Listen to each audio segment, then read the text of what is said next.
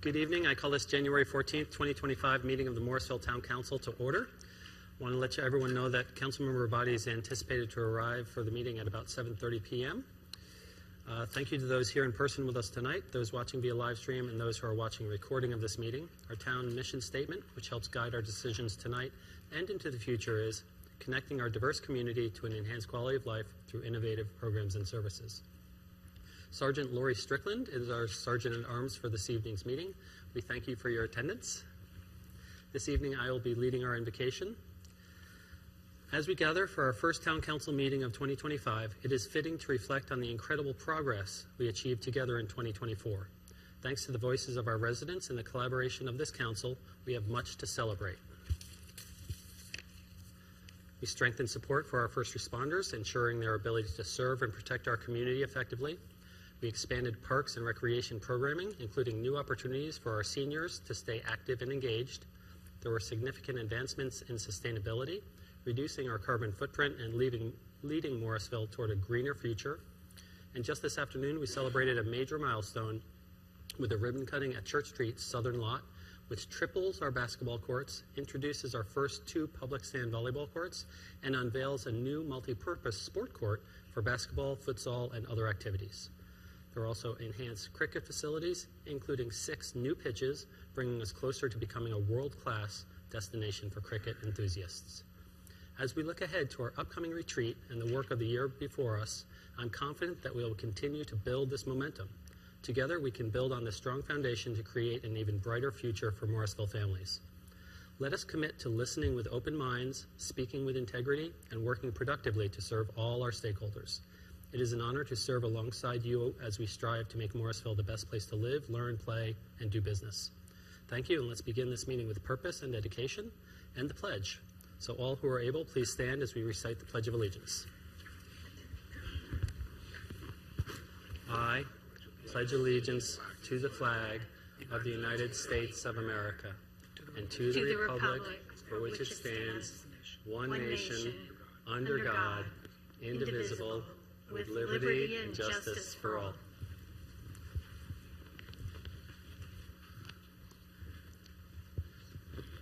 Before you adopt tonight's agenda, Town Council policy is to review and ensure there are no conflicts of interest or appearance of conflict of interest with any items on the agenda. Does anyone have anything they'd like to share at this time? Okay, seeing none, is there a motion and second to adopt this evening's agenda?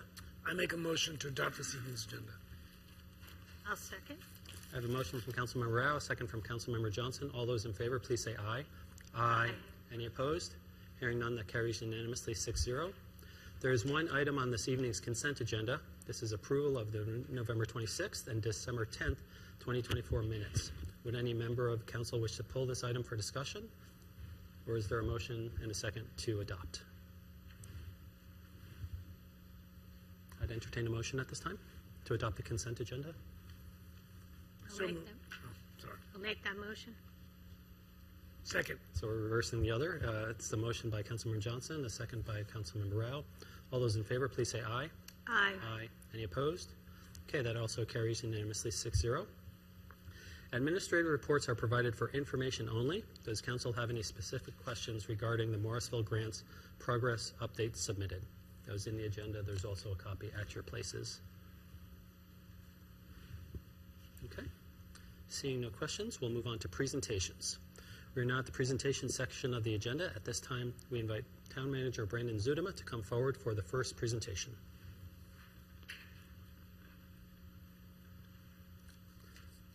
If we keep this up, we'll be done by 6:15.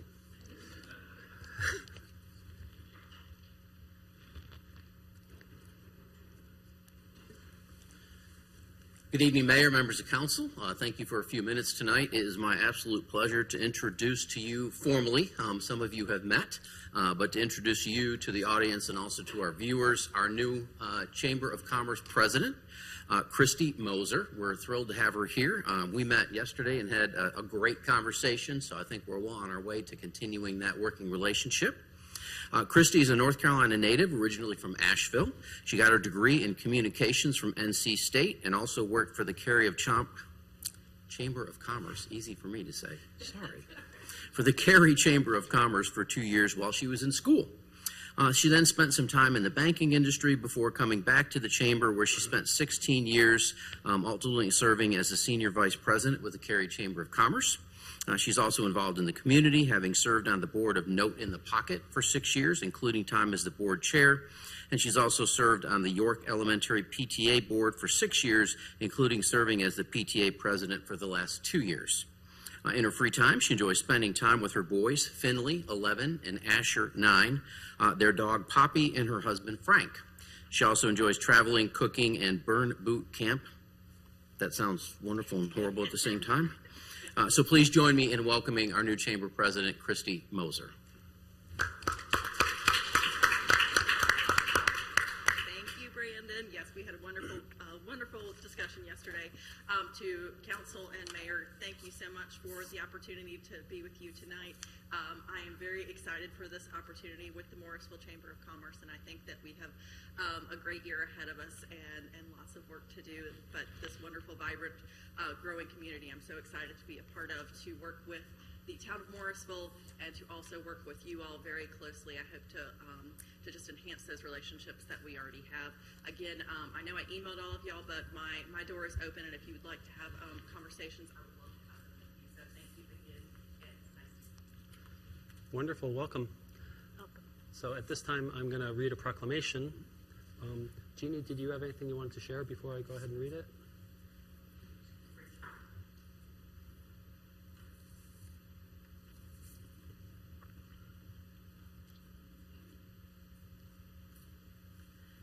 Nothing other than to say Happy New Year to our small businesses. And this is really just that idea to reinvigorate the progress and the transition of our small business program, and of course welcoming the new chamber president that's going to be a great partner in this effort. So this was just a great idea, just to reinvigorate, recommit the new year, all year long, that Morrisville supports and values our small businesses. So thank you very much, Mayor. Sure thing. So this is a proclamation that says pretty much that, just longer. So whereas the town of Morrisville recognizes that small businesses are the backbone of our local economy, providing vital goods, services, and employment opportunities to our community, and whereas we recognize that small businesses can often struggle with slowing sales, mounting obligations, and continued inflationary impacts following the highs generated from the holiday season, and whereas our small business community makes significant contributions throughout the year to the cultural and economic vibrancy of our region and town, and whereas through the continuation of the town of Morrisville means business programming beyond the original pilot programming and partnerships, we are building a supportive environment where our small businesses can thrive and succeed all year long, and whereas these deliberate initiatives strengthen awareness among consumers about their pivotal role in aiding the prosperity of small businesses in our community, that brings to life the Live Connected, Live Well motto. Now, therefore, the Town Council of the Town of Morrisville does hereby proclaim the year of 2025 as a year of unwavering support for small businesses in our community, and renews the commitment to fostering the following goals through the continuation of the Morrisville Means Business Program: strengthen resources and support, encourage local patronage, facilitate doing business with the town, convene collaborative and networking opportunities, and enhance communications and connection. So if you guys could both come on up, I'll go ahead and present this to you, and you can each share some thoughts if you wish.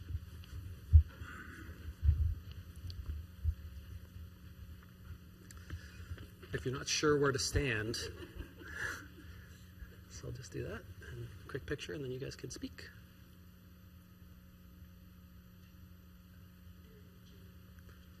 Oh yeah. Now we're centered.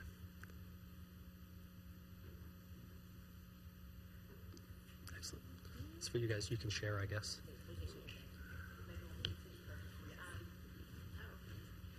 I just want to reiterate what Jenny said. On behalf of the town, we're really excited about continuing to support small businesses within our community. We recognize that they make a vital contribution, and I'm really excited to work with partners such as the Morrisville Chamber of Commerce, and happy that Chrissy is here. I had an opportunity to meet with her a week ago, and I'm really excited about the work that we're going to do in the future. Thank you, Tiffany. Yes, to reiterate what Tiffany said, small businesses are such a vital, important backbone of our community. So it is wonderful to have this partnership. Tiffany and I are very much looking forward to working together. And thank you for this, Jeannie. Thank you for that proclamation. Excellent. Thank you both. Another hand.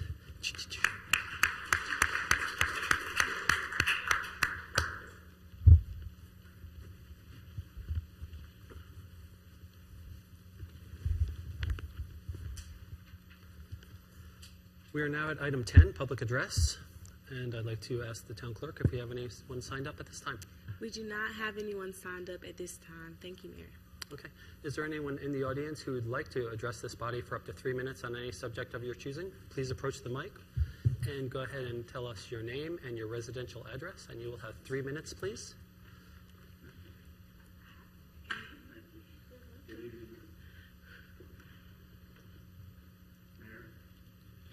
Is it Not working? yet. It should be green.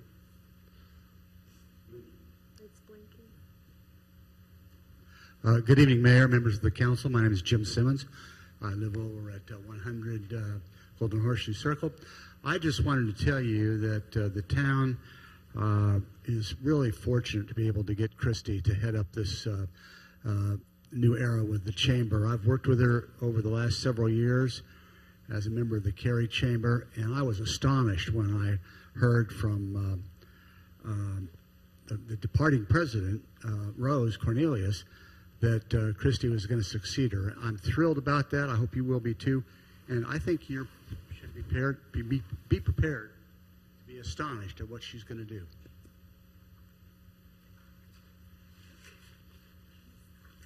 Thank you, sir. Was there anyone else?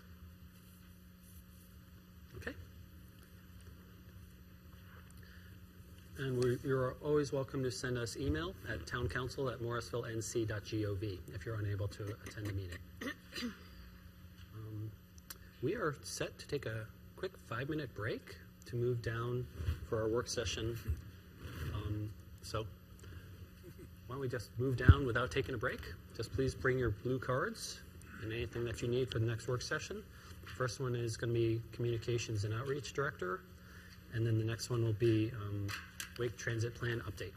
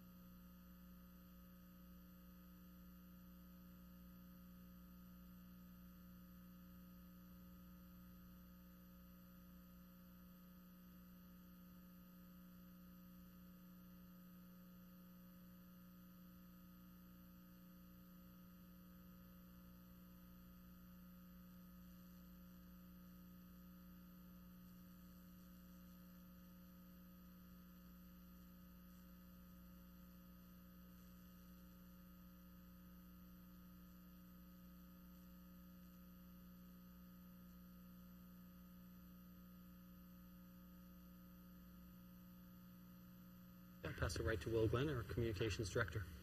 All right, good evening. Glad to be with you all this evening once again. Will Glenn, Communications Director. Beside me is Ross Cruz, Public Information Officer. And we're going to be talking about our website redesign update this evening.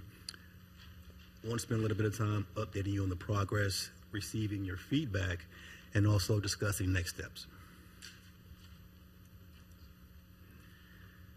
All right, tonight we're going to cover challenges and opportunities, project goals and objectives, key features of the new website, Ross is going to go over our redesign process and also talk about conclusions of analytics, the survey, and also user testing.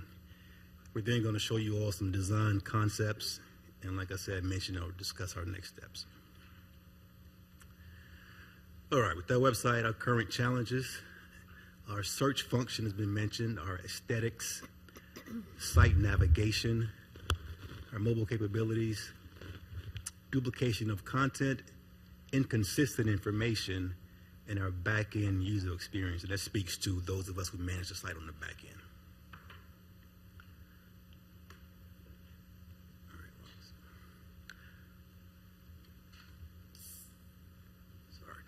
All right, so with those challenges, there are also opportunities to have a modern design, to reflect community values, improve user experience and also user interface, have a mobile-friendly device agnostic design, or in other words, good for mobile, desktop, and tablet, enhance accessibility for all residents. I do want to mention at this time, not yet, Rox, that well, this site will be, modern and a new slick design. It's not going to be custom built, so I do want to mention that. It's still going to be essentially a template like most government sites, but it will be an entirely new redesign, a new scan, and also in the back end as well. I want to highlight that security is also a key feature with government sites, and so Granicus does a good job with that. So we want to make sure things are secure on the back end as well. All right. So how do we make it easy for people to find what they're looking for without understanding how government is set up or how government works? Understand what they need to do, and that's in plain language. Get it done then and there, and also be delighted, become engaged, and come back and engage with us again. So that's what we're asking ourselves as we go through this entire process, making it easy for people to do those things. So project goals and objectives. As we go through the new site, our goals are to create a better overall user experience. If you put a gun to my head and ask me, what's our goal? And if I could only say one thing, I'd say that. I mean, just to have a better overall experience. When you come to our site and when you're done, if things were easy to find, quick, that's my goal. But along with that, we want to improve search capabilities. I want to mention right now, so Granicus has two platforms. Right now, we're on a Vision platform. We're moving to Open Cities platform. Open Cities is known for having improved search inherently, so we're excited about that. But also improved navigation and content discoverability, streamline website maintenance and updates, and again, create a modern, community-focused online presence. And I'll go over a few key features of the new website. Clean, modern look with town colors and branding, full web content accessibility guidelines, responsive design for mobile, tablet, and desktop, simplified menus, and enhanced search function, and user-friendly content management system, and also interactive features of Service Finder and CityBot app, which I'll go over later in the process. I'm going to hand it over to Rox, and she's going to outline our redesign process. But I do at this point want to also recognize our IT staff. I know Rick is in the back here this evening, who've also been alongside with us during the process. We meet every Thursday with IT, but even further, I want you all to know that it's not just us as far as Morrisville staff. We have UX or user experience experts from Granicus as part of the process as well. We've gotten data from different sources, from third parties. We'll go with that as well. Surveys and also on-site testing as well. So I just want to mention that it's not just us putting this together, but we're utilizing experts and the best in the business. All right. Do you want me to move over there for this part? It's up to you. Okay. If I can use your computer. Okay. We have different things pulled Yeah. up. There you go. Yeah, Okay, so for our redesign process, so far with Granicus, we have gone over heat maps, which is basically Granicus goes through our homepage and shows us where, what spots are being clicked on the most. They did that as far as the desktop homepage and as far as the mobile homepage go. We've done a community survey that we had up for 2 weeks to get input from the community on what they like about the website, what challenges they're finding with the website, and just get feedback. That was not only staff and community members, but other people that are using it.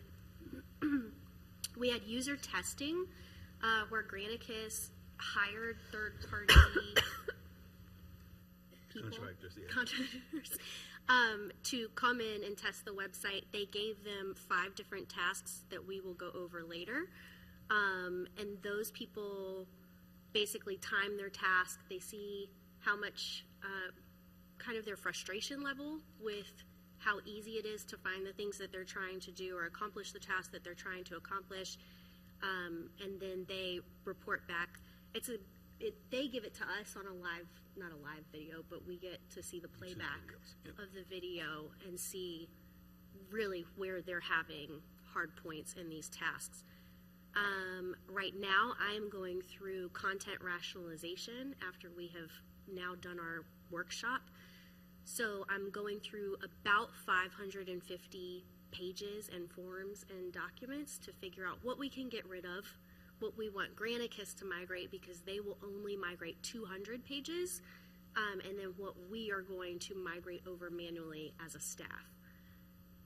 We have done a user experience workshop so that we can go through as a staff or like a core group and figure out really what we want the user experience to be, so that when someone is on our site, are they engaged? Are they having issues? We want to make sure that we're making it as simple as possible. And one of the things that has really become a huge hit point for me, at least, and a few others on staff, is that a goal now is to have a 2-click site. We don't want people to have to click through a menu on 8 different levels to get to where they want to go. And so it's really important that we're finding ways to make it as simple as possible, minimalizing our information so that it really is just the things that people need, so that when they're going on, it's 2 clicks and we're there. Wireframe development, which we're going to get more into in a minute.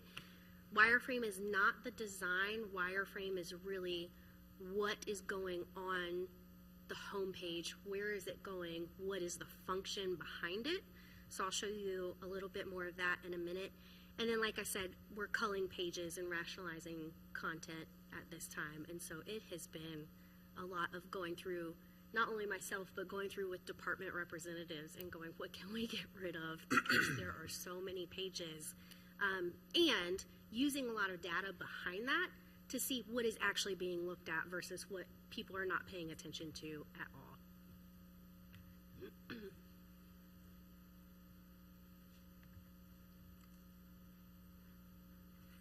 Okay, so in our heat map, oh, I had to push this.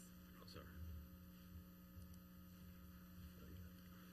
In our heat map for the desktop homepage, when you look at it, these are basically the rankings of how the heat map touch points, how popular they are. So you're seeing anything that is in green is not only desktop, but also the overlap of what's on mobile. So pay attention to that as we go through it. But the big things on desktop, really for the big 5, are homepage, MAFC, staff directory, MAFC fitness, and aquatics. So as you can see, Parks and Rec is a big hit as far as the aquatic center is going. And also I mentioned that popular refers to the pages with the most traffic and the most views. So that's popular pages of those. Does anybody have any questions on the desktop analytics? So our top 20 most popular pages is what you're seeing now. Go ahead. sure I use my mic. For the most popular pages, did you find that there you have a similar design, like they're 2-click pages, and so therefore there might be some relationship between, their popularity because it's just easier to find your stuff? Or is it the topics themselves that are they're leaning into that? I really think it's the topics themselves, especially when you look at it. It is very parks centered and activity centered, and not all of. If you look at the way that our drop-down menu is paired out right now, a lot of park stuff is 5 steps down or 5 clicks down, right? And so people are digging to find things like professional cricket or racket sports. Those aren't things that are just generally available in the first 2 clicks, but they're still in the top 20. Does that answer your question? Absolutely. Cool. So it's very helpful to know that people are not just clicking twice and leaving, right? Right. Yeah. I keep getting mixed up because of the mouse. Okay, so now if we look at mobile analytics, once again, top 5, you're finding MAFC, you're finding aquatics, you're finding MAFC fitness, and you're finding MAFC membership. The only other one that is in there is our homepage in those top 5. If you're looking at the other 20 on mobile, it is still very parks focused, jobs, calendar, a lot of activity, and police.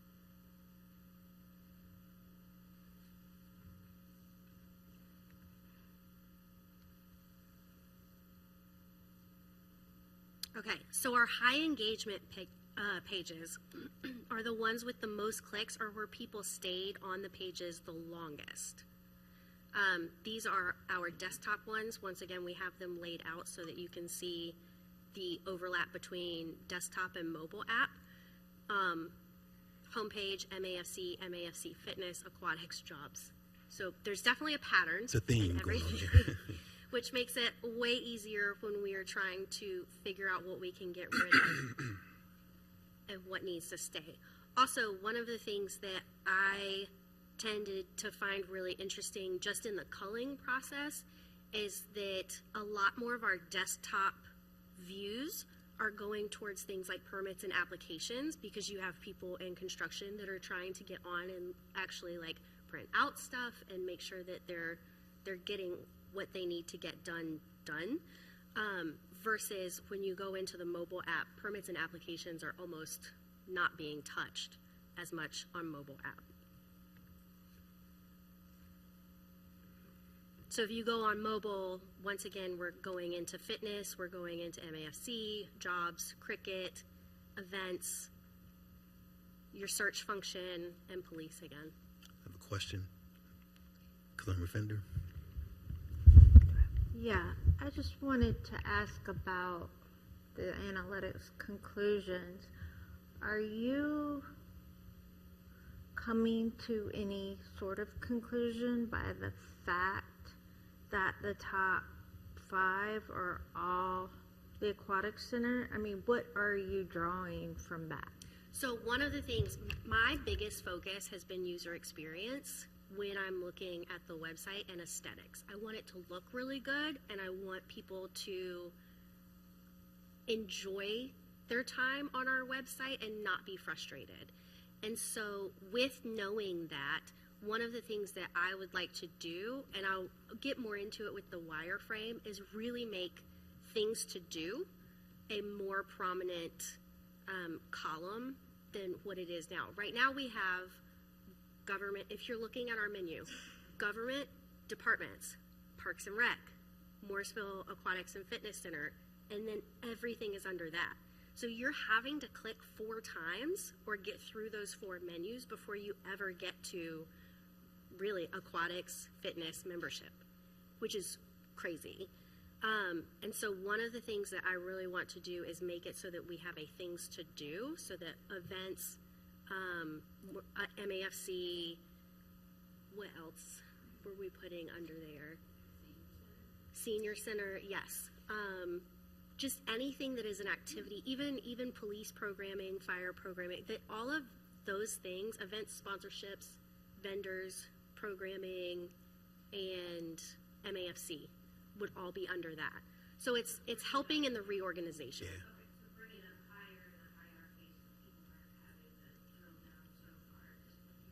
Yes. Yeah, just make it easier Yes. for them to get to it. Yeah. Okay, so when we look at heat map conclusions, top desktop clicks, the top 10 are jobs, the next arrow, the government the government button, our community, services, businesses, and real quick, government, our community, services, and businesses are all top columns, just so you know. So that makes sense that those are there, but the next arrow is actually, we have buttons where on our website now, if you're looking at it, we have buttons under the big picture banner that changes, and the next arrow is beside those buttons. The fact that that is number 2 is telling me that people are looking at those buttons more than they're looking at those top columns of information. And so that kind of tells us when we go to redo and reorganize the way things are on the web page, that really our focus needs to be on buttons more than the drop-down menu as well. Scroll indicator, previous arrow, which once again goes back to the buttons, garbage recycling, and search. Whereas our top mobile clicks are menu, search, recreation, more events, next arrow, event item, jobs, live stream, hello, home, and more news. Does anyone have any questions on the heat map conclusions? Okay. And then the analytics were based off of a year, correct? Yes. And then the heat map was based off of just a month Yeah. of usage. October of 2024. Good question. Thank you. So maybe as a good point to ask this question, so this is really good information, obviously, because you want to be able to highlight all this really important stuff and not make it real difficult. But there's some really good information on our website that's really hard to get to. And I'm afraid nobody ever gets there, and that's why it comes low in Yeah. the ranking. And when you're talking about eliminating stuff, that kind of gives me heartburn, because I really think Right. that folks can't get to what they need. I can't get to what I need. Yeah. And I've been involved for years, and I think I would know how to get there, so it frustrates me. So I'm worried folks are giving up, and that's skewing That's affecting it. the information that you're getting. That's a good point. We discussed that also, and that's also as part of our workshop as far as discussing the reason why it may be low because of the placement of it. And we discussed doing some things like moving pages around, highlighting pages at certain times on social media, doing different campaigns to see if it's because of the placement or the interest. But that definitely came up during our discussion. So I will tell you one example of that is our development map. When I finally, and I don't tell people how to get there, I send them the link to get right there. Yeah. Because it's too difficult. Go here, go there, you know. Right. So I just send it, and they're thrilled when they get that information. Now, are they able to keep it and keep going back to it? And can they find it when they need to? Probably not. So, but I think that's a really valid and really important piece of information that our public Yeah. wants to get to and maybe can't. Absolutely. Another thing, just so that y'all know, when I was going through the culling process, the first kind of round that I did was keeping the top 90% of pages. Nothing was over 1,000 views in a year. And so we have everything from 1,000 views in a year to, I want to say one of the top pages is about 50,000 views in a year. And so anything in that last 5 to 8% was not hitting 1,000 views in a year. But then the other thing that I did was I reached out to departments and said, what do you have that is either mandatory information or that you feel is this like information that people need to know that they can't get to. And so then departments were able to weigh in on what they either had to keep or what they really felt was pertinent information that residents or businesses may need to know but could not figure out how to get to. And then let's figure out how to reorganize it so that they can. Okay, so that's helpful. And I'm glad you're talking to departments, but I think we need to be asking our residents that question. They're the ones, I want to make sure they're our customers. I want to make sure they need to be part of that target group that you're asking those questions to. Right, and that's partially where like the user testing comes in, because then you have somebody that, right. Yeah, they weren't, yeah. Again, I'm talking about, this is a website that's for multiple end users. Yeah. I want to make sure we're targeting our residents, and they're the customer I want to focus on. And I'm not hearing that, so just for food for thought as we're moving through this. I think we need to ask them, not just department. Right. Yeah, I mean, they were, I guess, there was a survey. That's the next slide, I guess. Yes. Why don't we just go there? Okay. Community survey. Here. All right, so when I discussed the survey, I mean, I do want to mention first off that we understand validity of surveys, and you want a certain amount of participation for it to be, valid. So our survey that went to the community was out for 2 weeks, and part of that is because we're on a timeline where granting is, to get to an endpoint. We were told to put it out for 2 weeks and then take it down, and they said that they had usable content for it. It wasn't a very high number of surveys of people that responded. Yeah. So we actually wanted a much higher participation in that. So I'm saying that to say we did try to get that feedback. It could be another chance to get feedback before we're done with the process. And it could be some different kind of marketing that we're doing to our community to get them to weigh in on that. But we definitely understand that participation. That's why I was part of the process, and disappointed at the feedback that we got and the amount of people that responded to the survey. But I'll say of the people who did respond, 86% of those were Morrisville residents. The largest age group was 35 to 44, followed by 25 to 34, which surprised us some. Normally, the more experienced residents are the ones doing our surveys, so that surprised us some. I'd say most users visit the site a few times a month or 2 more times a week. And we found that most of them visited with a smartphone. This question had 2 answers, so you can answer both. But we know smartphone is one of the most popular ways people are getting to our sites. We want to make sure that is really designed well in our next iteration. Yeah.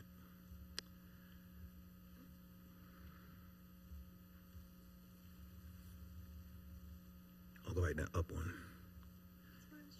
It's 2 community surveys. That's it. Yeah. So I want to mention here that the largest segment of the ones who did respond felt that navigating the site was neither easy nor difficult. It's 38%.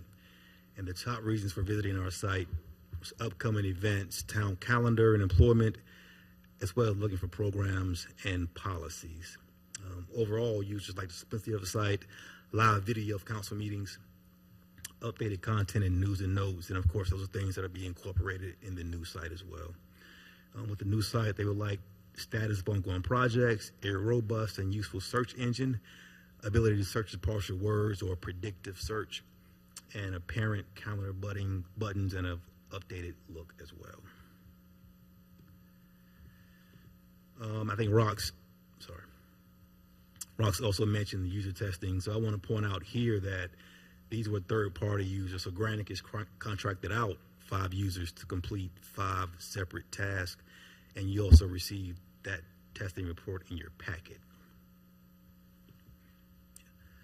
And so those tasks were to learn more about membership costs at the MAFC, sign up for the garbage recycling and yard waste services, apply for a building permit, find the parks and greenway brochure, and reach out to the senior building inspector. And so this chart here pretty much displays the outcome of those tasks. The green, they're completed successfully. The yellow, it was completed, but one or more usability issues.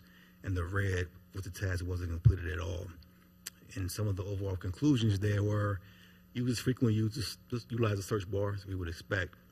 And overall, users generally found the site's navigation to be intuitive and did not encounter significant difficulties in locating the information they needed. And again, that's the user testing. And so I want to mention this really cool, fun thing that we're really enjoying putting together. This is Morris, our new chat bot.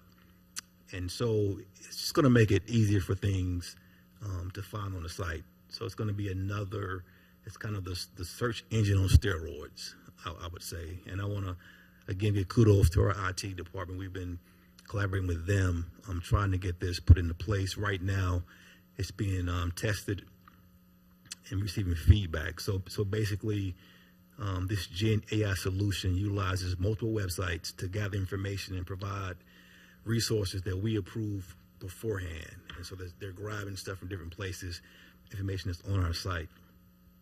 And so this is going to be our logo, of course, with the cricket theme and the languages. It's going to be in 4 different languages as well, back to our language access plan on that. So I think this is really going to help with folks finding stuff on our site. And I do want to say as well, this is going to be implemented, we hope, if we can get testing and stuff done in time before the new site rolls out. So it's going to help people now whenever we get it in place to roll out. Oh, sorry, question. All right. So I have several questions about the testing and survey and so forth like that. I've done a lot of surveys as a resident, but I've also done surveys in my professional experience. So I am really concerned about the survey population. We only had 20 respondents. One of those 20 respondents was a council member, and I received an email invitation for the survey, but I only received one email invitation, and we get a lot of emails, not that we're trying to dismiss the importance of this survey, but it is very difficult sometimes during certain periods to manage our mailbox, and a reminder that you haven't yet done the website survey would have been appreciated by me, because I do think that this is our face of the town, both in a mobile platform as well as desktop. So I think it's important that it's not just the MAFC that is the big interest of our community, and we need to also consider different populations. I noticed that of the 20 respondents, we had very few 18 to 24-year-olds. Well, they want a different experience than maybe somebody who's 35 to 44. And then also anyone that's over 65.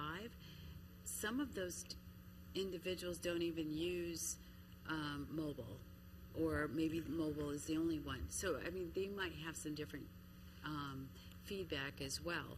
Not that you're going to have a perfect website to meet every need and want, but it is interesting to better understand your demographics if you have a larger pool size, so that you can say, okay, we know that this amenity is most used by this population. Let's make it easier or put it to the top. Like you've been kind of doing your wireframe and you're prioritizing based on a very small number. Now I know the heat maps and some of the clicking, the analysis that Granicus did, that's valid data, but it's a month. So there's some seasonality to the clicking possibly too. A little bit. So just to go back a little bit, the analytics for the popularity were over a year. Okay, that's helpful. The heat Sorry. map was 1 month. And engagement. Okay, Yeah. okay. Yeah. No, thank you for that clarification, because I think both are important, and we want to make sure that we understand the needs of residents and businesses and visitors, right? user testing really should be by users, meaning Morrisville residents. I know that technically when you're doing that time testing, to have professionals do it who have the right software that will time the clicks and the searching and everything, that is totally valid input. But I'm a little disappointed that you also didn't have a focus group of a mix of residents go and try to do the same exercise and see how their feedback may or may not be the same or different, because I think that having a Morrisville resident give feedback, and I would also expand it to people that English is not their first language, and see how that experience is. We have to really think about who Morrisville is, because it is that criteria, but yet there's nuances we might not capture unless we had a broader experience. And then finally, the use case that you tested was a new resident that wanted to find recycling information, or wanted to find certain permits and so forth. The use case that I would have added to your testing would be to research projects that are happening around my neighborhood. So what is this road improvement? Why is this sidewalk? Are we going to be updating the town center? I want to know more about big projects that are around my neighborhood. And right now, like Councilmember Johnson said, she gives the link of the development projects right to the residents. I think that use case about what's going on around me as far as the town projects is something that we need to explore and really kind of think about. How do we give people information that is current? But for me, I want to know history too, and I can't search in the document repository effectively. Now maybe that's a phase 2, is to look at that document repository with a more critical eye, because the search that I hear you say speak about is about the content in the current website, and it's not the meeting minutes from 1982 or the meeting minutes from 2019. It is about where's the directory, what are the park fees, and so forth. So there is a different level of search that would be captured in that second use case. So thank you. All right. Good information. Thank you.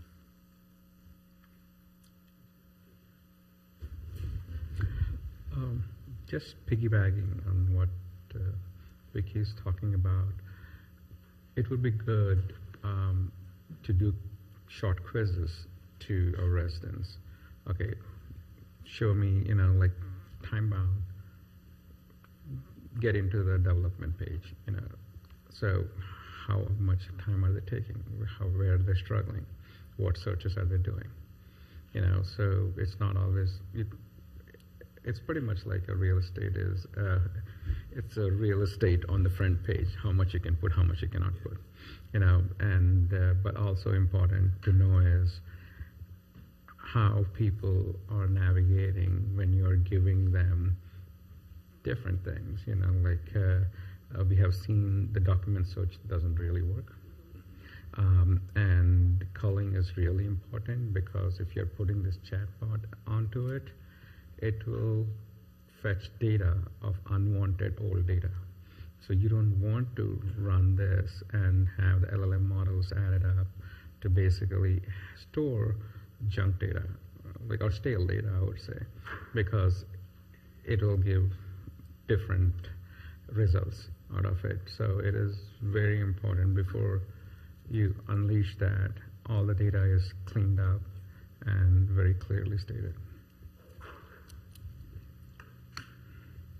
I was just curious for the chatbot, what kinds of questions would it answer? Would it be just, would it be like resident wants to know, like, when did my yard waste get picked up, or things like that? Would it be, not really a 311 call center, but kind of serving as a way of getting people to ask questions about this? Yeah, I mean, it should retrieve any data's on the website. It should retrieve it there.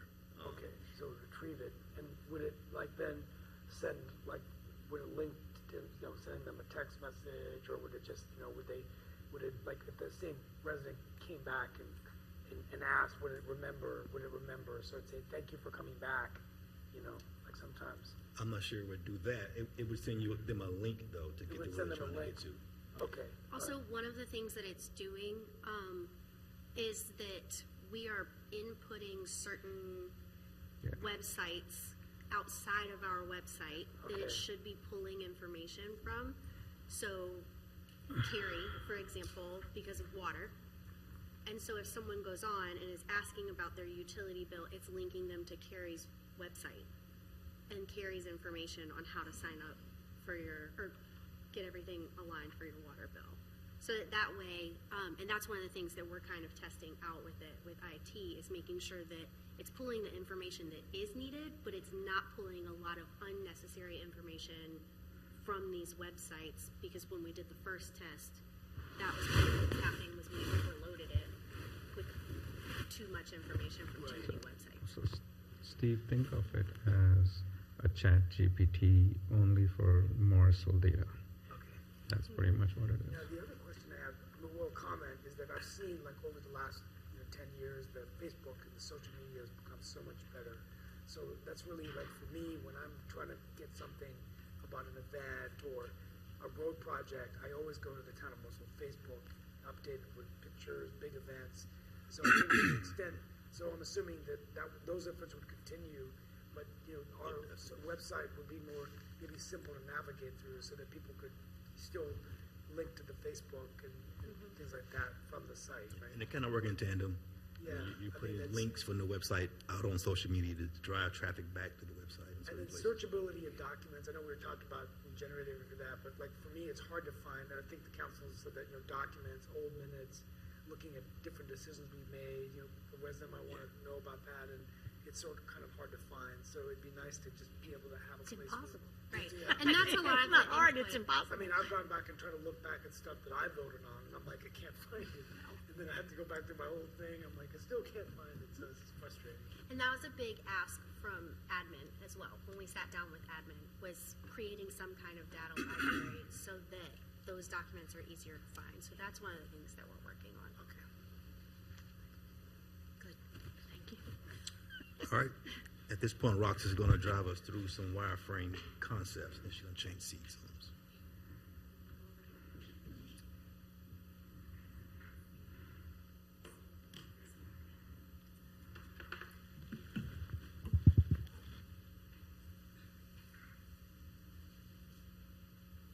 Oh, what are you gonna do, Bianca?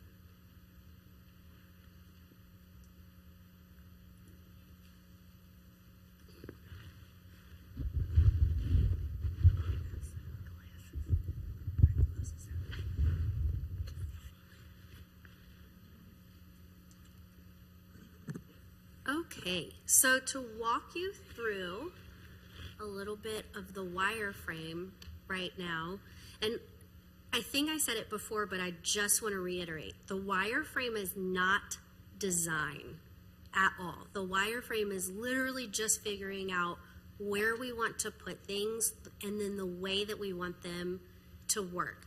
So if you think of, even with your smartphone, the widgets and the apps and where you have them so that they are where you want them specifically, and then your widgets, because maybe you don't want weather when you first open up, you want a picture of your kid.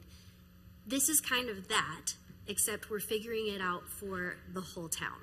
And once again, as Will said earlier, zoom in. How do I do that? As Will said earlier, this is all a template through Granicus. One of the things that's really important to understand is that the more you customize, the more security you lose. And so that's why it's so important. Oh, it's touchscreen. That's why it's so important for us to go through Granicus to be able to figure this out. We could have a completely custom website. We would not have the same security measures that we're getting through them. All right. And it will cost way, way more. And it would cost, yeah, a ton. Okay, so right now, is going to look very plain, but just follow along with me. We've got our regular logo. We're going to have our normal search bar up here. CityBot will probably be down in the right corner from conversations we have had so far. And that is all typical. One of the things that I heard when asking people about the website was that our current website, and I will actually show you an example. Our current website, when you look at the menu, this is another Granicus site, has this big block when you hover. And that was one of the things that I kept hearing was nobody likes the big block. And it would be nice to have something that's a little bit more minimal. This is, just to be clear, this is Open Cities, so that's what we're switching to. So this big block is not as intrusive as the big block we have on our homepage. But right now we are looking at having our menu laid out the way that this one is. And once again, you'll see that everything that Sioux Falls has is 2 clicks. So if we go back over here, we have our placeholder. We will have a video caption overlay where we have a splash page banner right now. So instead of it being the banner that rotates, we will have a video that's playing, which I'm really excited about. And once again, if we go over to Sioux Falls, you can see an example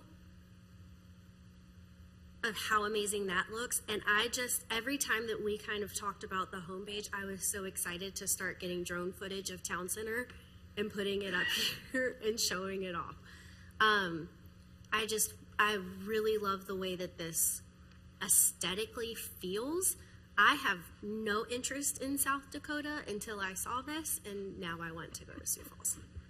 It's on my list for this year. As we come down, right now, this is the widget that we have for buttons, and they've kind of laid it out so that you can see what a longer button title will look like. As we said earlier, this is really important because what we were noticing is more people were hitting that next button versus hitting any of these.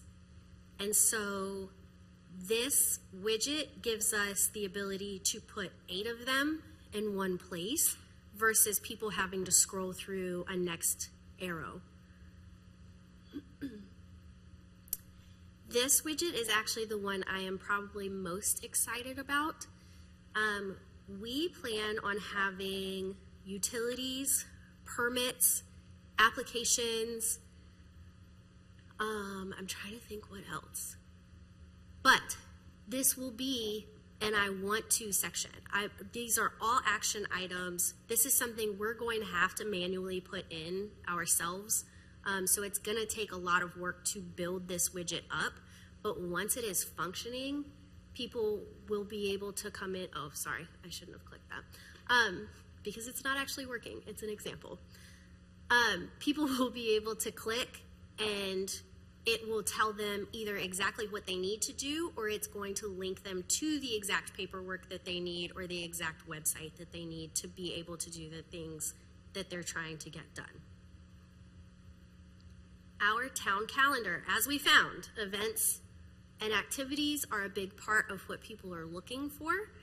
And so we're going to be putting images with our calendar events now, and you'll be able to click to get the full calendar, but this will also highlight the 4 events coming up, the next 4 events or activities that are coming up, which I thought was really awesome, just because I think we have a lot of things that even though we're putting out the information with Next Week in Morrisville or with social media, that people aren't necessarily seeing it. And I think that being able to have a place for things like small business workshops gives us an opportunity to have Holy right here and then a small business workshop that's the next week right under it, and it's going to draw more people in, or at least that's my hope. Our news is going to run a little bit the same. We will have one that has an image with it, and then anything under it will be right beside.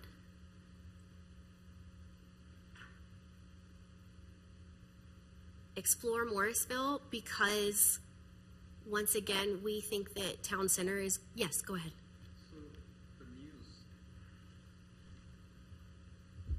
Is that direct feed going to your Facebook and social media, or how does there any coordination between them? So right now, we have news at the very bottom of our homepage. And that is going to a lot of press releases, a lot of events that are coming up, new hires. It's things that people are looking at, but it is not drawing them in the way that it is set up already. We want to test this out and see if this helps. But it's not necessarily going to social media. It's going to our own really blocks of information that we are posting, Okay. and it'll link into those.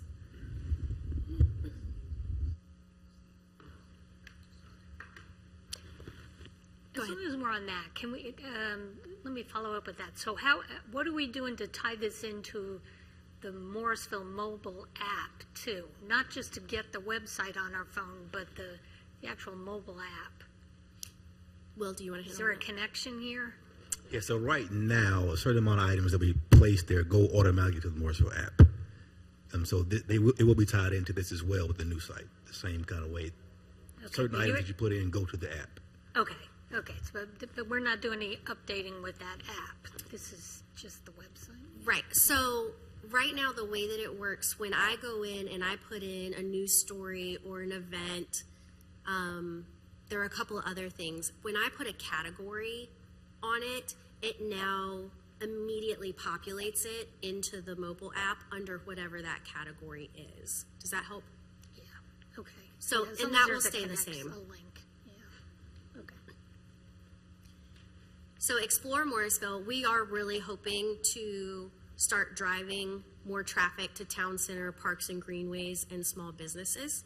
As an example, I really wanted to be able to highlight these things. It was also one of the things that in talking to our Granicus representative, that she kept kind of saying, you don't really have a tourism spot on your website.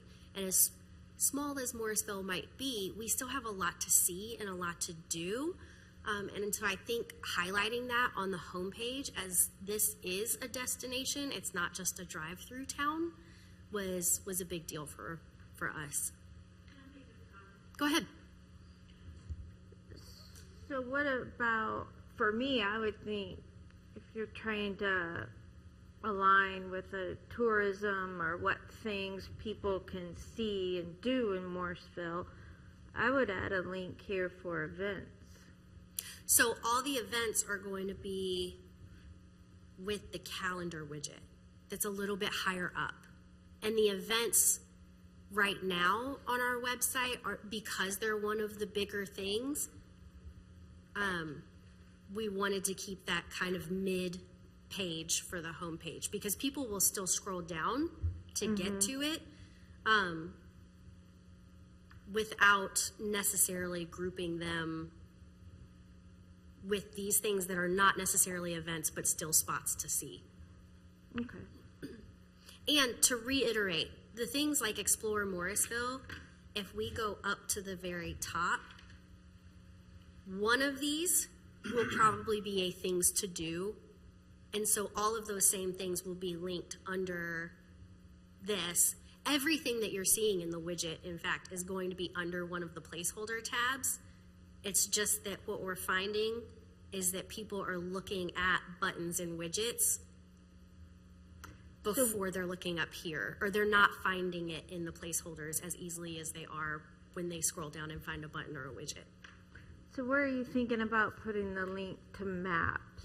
Because at one point in time, we had a button on the homepage for maps, and now that's gone. And we can. I think that's part of what we wanted to do was get input of the things that you guys are finding issue with, the things that you do find important, what we need to be focusing on with this that we haven't already had in the data. And that's part of what I've actually been working on this week is reorganizing and figuring out what makes more sense when you're going in as a resident or a business and not as someone who works in government to figure out where these things need to be in 2 clicks.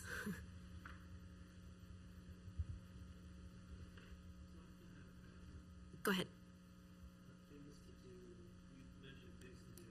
It's like if you're here for a day, here are 5 different things that you want to do. Like this green which connects these 2 parks. Go watch some circuits, go watch some people that do yourself. People that are at Aquatic Center and then also finding folks. But some kind of things to do, like the tourist is just in town for the day. And it just pops. These are some things that you can do during the festival. So that might be your small businesses. Send them to the competition center, send them to general clubs. So just really just make it easy. Something pops out where so these are things that you can do. Mm-hmm. There's some way to push that, rather than make them look for it. And yes, we can push it. I think one of the things that's going to help is we do have these 8 buttons that we still need to figure out what's going to go in those buttons. We have the tabs that are at the top. We will have video here where we're able to highlight whatever we decide to highlight. And then being able to go down and utilize the widgets. I think that gives pretty much for anything that we're putting on the site, that's giving you almost 4 different places that we would be able to figure out where it fits and where it's working. And that's the other thing is when we launch the website and we have 8 buttons and we're looking at it and we're watching it, we're able to then go, this button doesn't really make sense and nobody's using this button, and so what can we better put here that's going to serve everybody? Does that answer your question? Right. I have a question. Go ahead. With those buttons, because MAFC was so prominent before, is that something to do? Like MAFC would be something relevant, or It would could that be. be in another place? The reason I ask is because I've long wondered why MAFC has its own page, and because it has programming and everything, and the senior center did not. They're both standalone facilities. They both have programming. They both have, community involvement and events. So that's something that you can't collect in your current survey, but maybe that's a button, MAFC, senior center, or certain kind of amenities like a community, the parks that we have, or the greenways would be a button. I don't know. We need to bring the senior center out from under just the parks department too. Absolutely. Noted.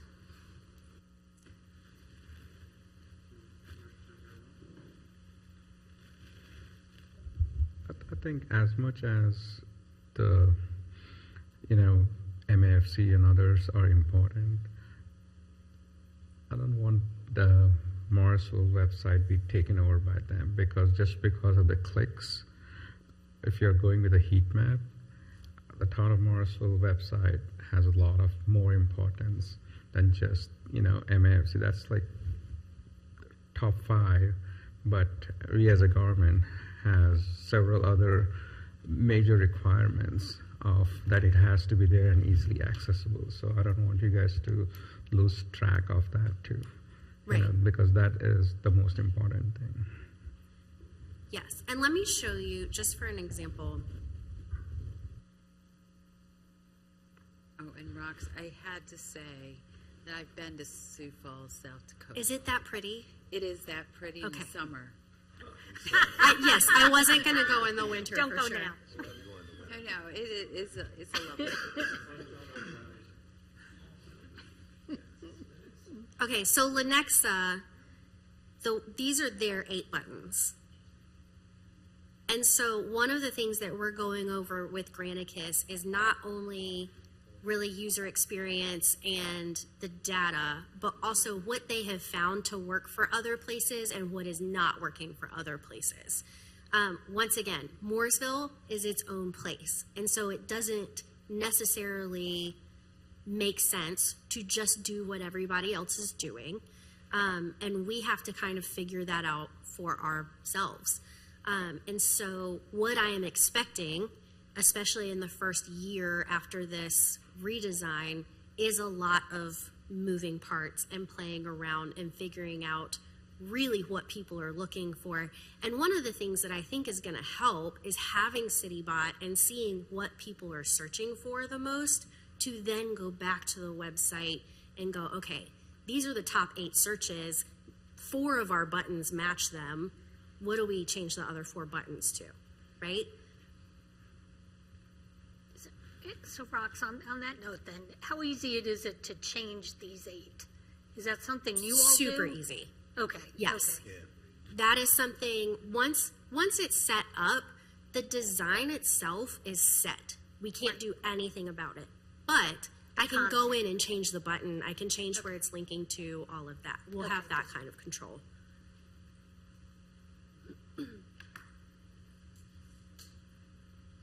Okay, so this is actually, it doesn't look like much, but this is one of my favorite parts of what we've been discussing with the homepage, because I've been here a year.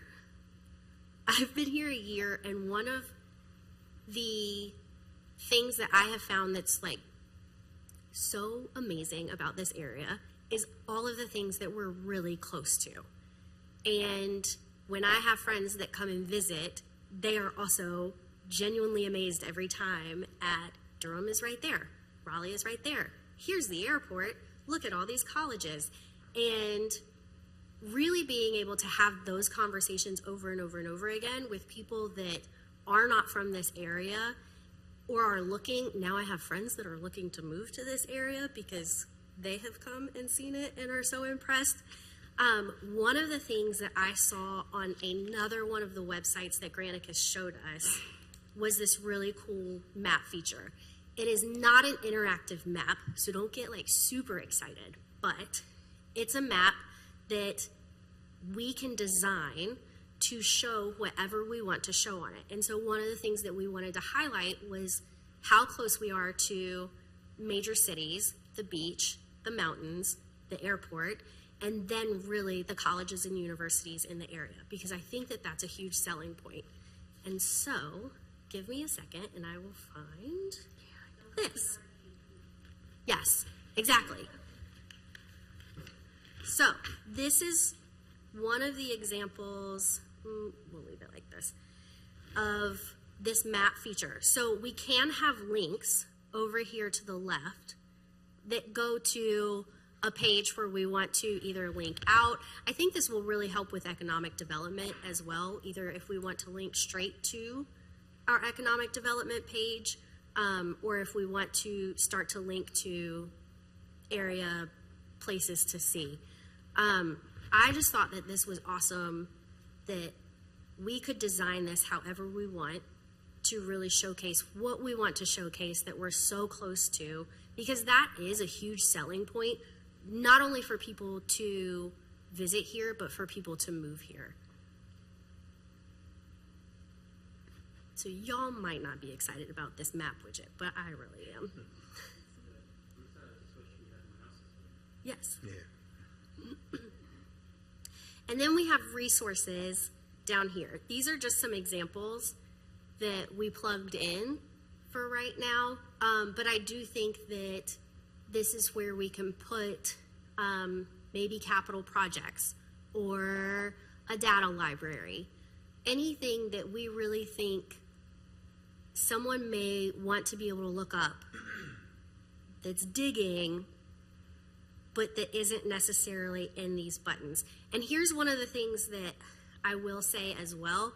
We've added resources down here because one of the things that happens in this wireframe build out is that Once it's signed off, it's signed off. And that is the wireframe that we have. We can take things away from it, like we can take widgets off of it. We cannot add any widgets. And so I would much rather have extra widgets than not have enough. So right now we have resources down here. We may decide to keep them. We may decide that it's just not working and we can get rid of it. And then all of your quick links down here. So socials, jobs, town information. We get to pick what's going to go in these spaces. And that's our wireframe.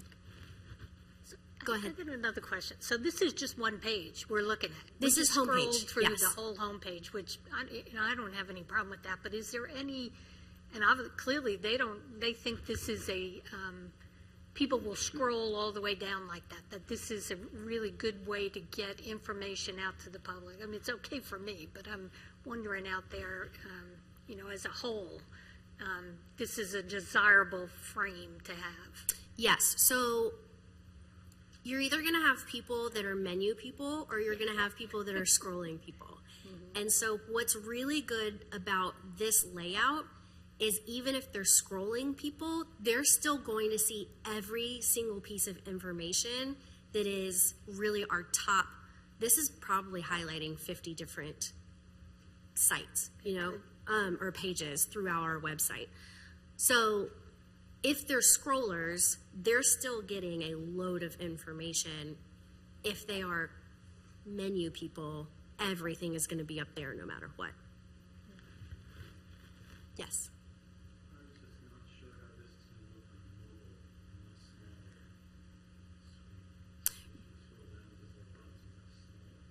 Granicus is going to take care of all of that. Yeah. And I am trusting them with that. They say it's not an issue.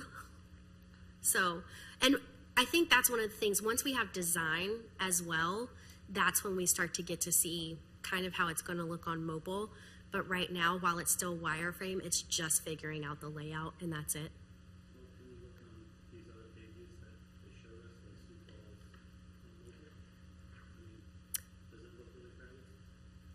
I think I want to say Sioux Falls, and then I'm trying to remember if it was Dana Point. There was another town that I looked at as well on mobile, and both looked fine. And I wear readers, so. Yeah. We've emphasized also the mobile capabilities and need to be very high level. So we'll be looking at all different sites on that aspect of it. So I guess I just want to circle back. Are you all done now? I'm Absolutely. sorry. Go ahead. Yeah. Okay.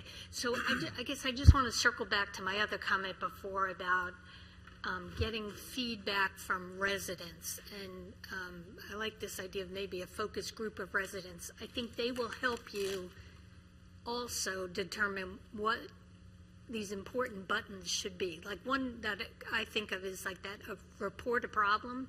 Mm-hmm. When you have an issue. I'm actually looking for it right now and I can't find it. Yes, it is very hard. So if that was very obvious to folks, but I want to hear them say that. And honestly, the feedback you got from the 20 people was not. It was good feedback. Mm-hmm. It was kind of some of the same things I probably would have told you, But I think there's more information still to be gathered from that group of end user that's important. So I would say we could likely do that because we can change the buttons. So getting the focus group together with that, it wouldn't exactly halt our timing of the site itself because we can, like we said, we can change. Well, I'm hoping buttons. you can build that into this whole time. Yeah, yes, so. Yes. To that end, as we're kind of beta testing this and we go live, if it's possible to say, would you be willing to give us your feedback about what you're seeing? Do you have any suggestions? We have report a problem. Do you also have do you have any suggestions? But I'm asking before that. We do anything. I think that is important too. I'm asking on the front end of that. Yeah. Yeah. I'm asking way before that, but that's I important. hear you. An Understood, yeah. ongoing But that may- feedback yeah. might be nice too. A focus group kind of meeting quarterly or taking just different folks twice a year kind of thing. Offender. I was gonna. I had a question about the website chatbots. Do you guys? I mean, how are you going to use them? A lot of people find them highly annoying. No, not Morris.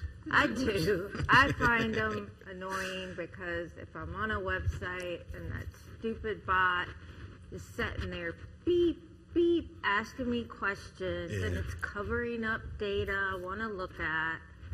And when I do use them, it's not been helpful, and it just is irritating. It's like, well, you know, when it's exactly like when you're calling to talk to a person and you can't get a real person on the line. Yeah, that's irritating.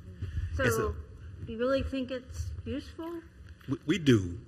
Just helping, I guess, you get to those things that aren't as, easy to find.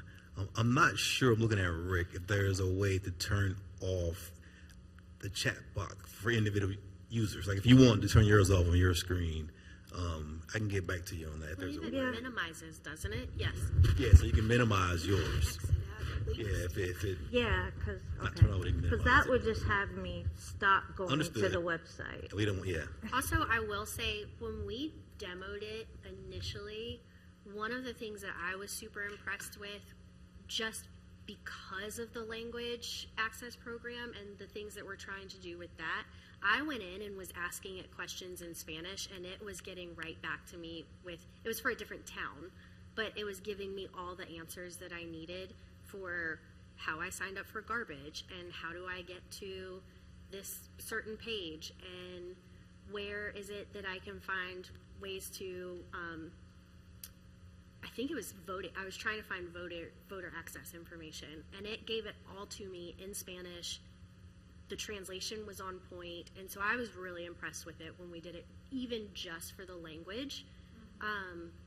I was less worried about using it myself because I do think that the redesign is going to help with so much of what we want to figure out with the website. It was more so I was really interested in CityBot for anyone that's coming to our website that is not a native English speaker that needs to get the answers for the town.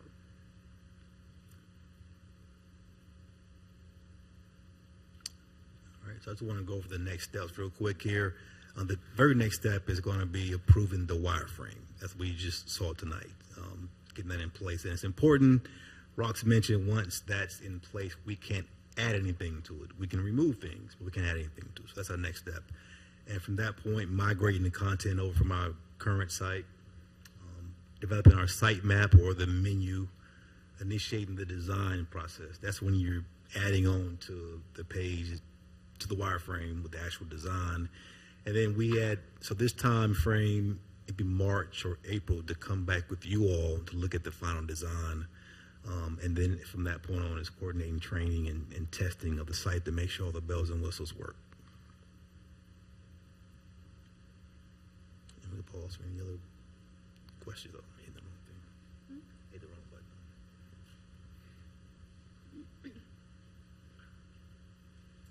All right. I like it very much. I just had a thought. I really like the scrolling banner, the video. Will there be a little background music on that, maybe, or not? That might be irritating to a lot of people. That's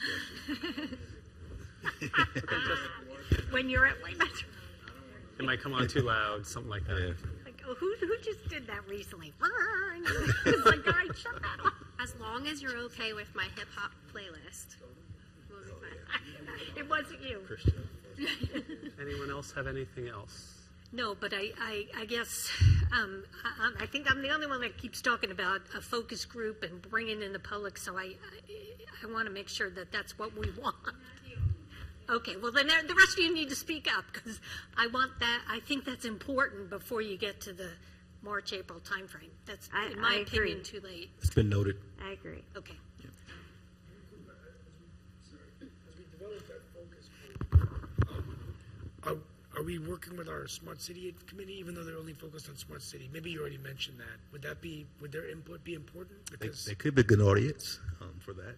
We'll get with Granicus first and then develop the group here, but Yeah, 'cause they I could think- be, yeah. Because I mean, I think they were very important. You know, they were very involved with developing the mobile app, working Yep. on those discussions. But I think to the extent they're understanding about communications from a technology perspective, it might be a good idea. Very much so. But to that end, we don't want only power users.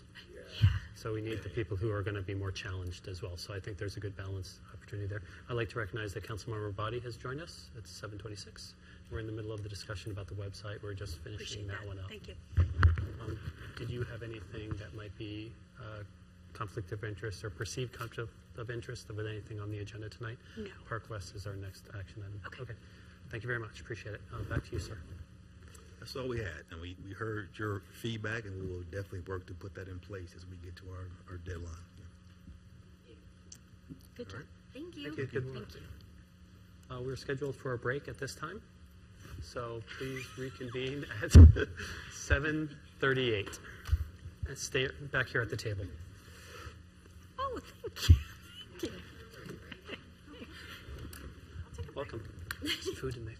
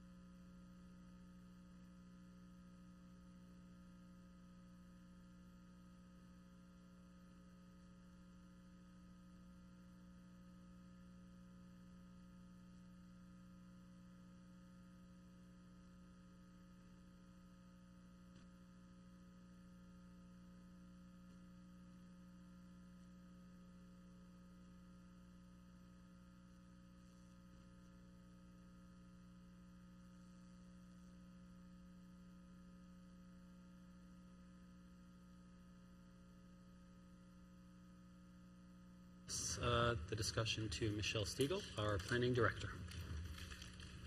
Ms. Stiegel. All right, thank you, Mayor. The next item on our agenda is a review of the 2035 Wake Transit Plan update. And the goal of this evening is really to review the Morrisville specific impacts of the plan, answer any questions that Town Council may have in preparation for a presentation you're going to receive from Council at your next meeting. Transportation Planner 2, Caleb Allright, is here with me this evening to answer questions as well. He is the Campo Transit Planning Advisory Committee Chair, also serving as our designee on the TCC at the moment. So he's directly attending a lot of these meetings and has a lot of good background as well.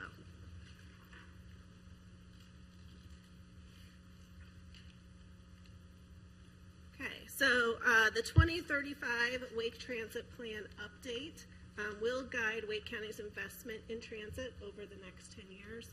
Over that 10-year period, approximately $1 billion is expected to be collected.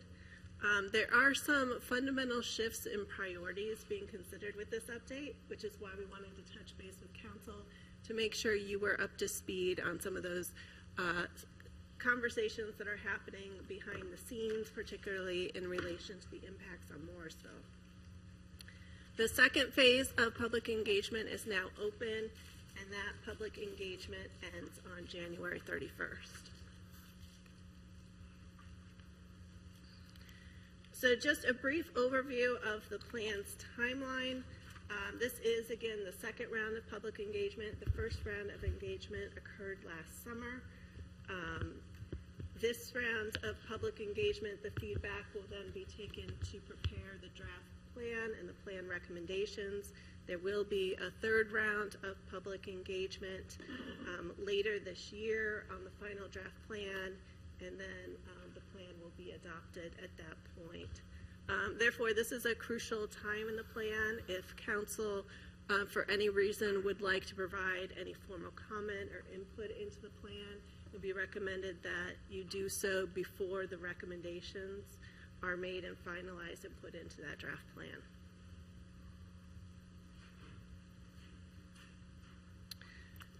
Very briefly, this slide shows a broad overview of the findings from the first round of public engagement. As you could see, some of the highest priorities included crosswalks and sidewalks, bus stop amenities, and then rail service was very important to those that responded, as well as connections to regional centers, including Raleigh, Cary, RTP, and as you know, that all runs through the Morrisville area. So rail service and connections through this area, high priorities of the respondents at the phase 1 engagement. These next slides I'm going to show you are some initial draft scenarios that were shared at the Campo committee level. You will not see these in the public engagement documents, but wanted to include them because I think they do a good idea of really illustrating what some of those conversations are at the committee level. So just to focus on rail to start, this is one of the initial scenarios that was prepared by Campo. This is what they're referring to as kind of maintaining the status quo or the existing conditions with a focus on prioritizing rail. So as you can see, and this follows what the existing plan is, I'm going to focus on the rail element of the plan. You could see a rail line with this black dotted line going through Morrisville. And again, this is part of the plan that has been worked on over the years for commuter rail in the region, really connecting the communities out east from Clayton, even further east through Raleigh, Cary, Morrisville, RTP, Durham, and going through to Hillsborough and so forth.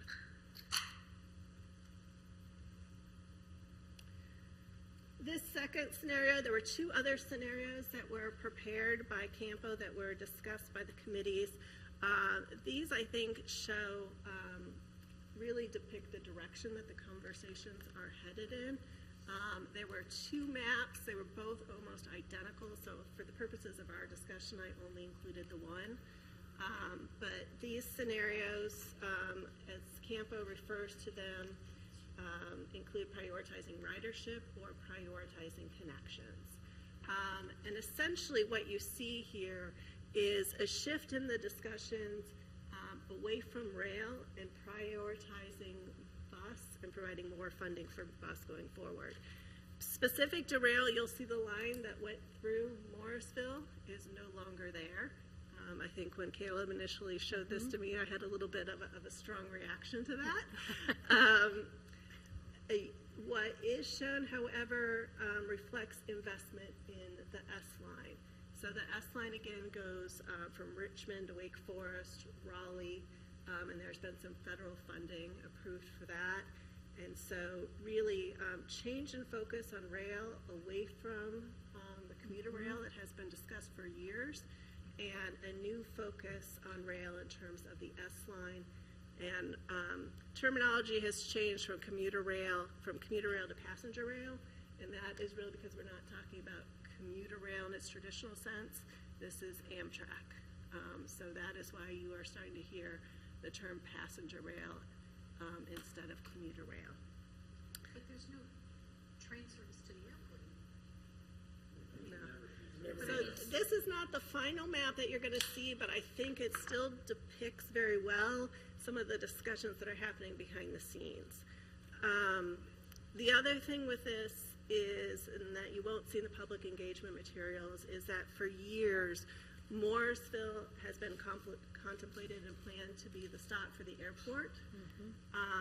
Currently, the way that those discussions are headed is that that airport stop looks like it will likely move to Airport Boulevard and the I-40 exchange. So we have planned on the airport stop at TOD for years.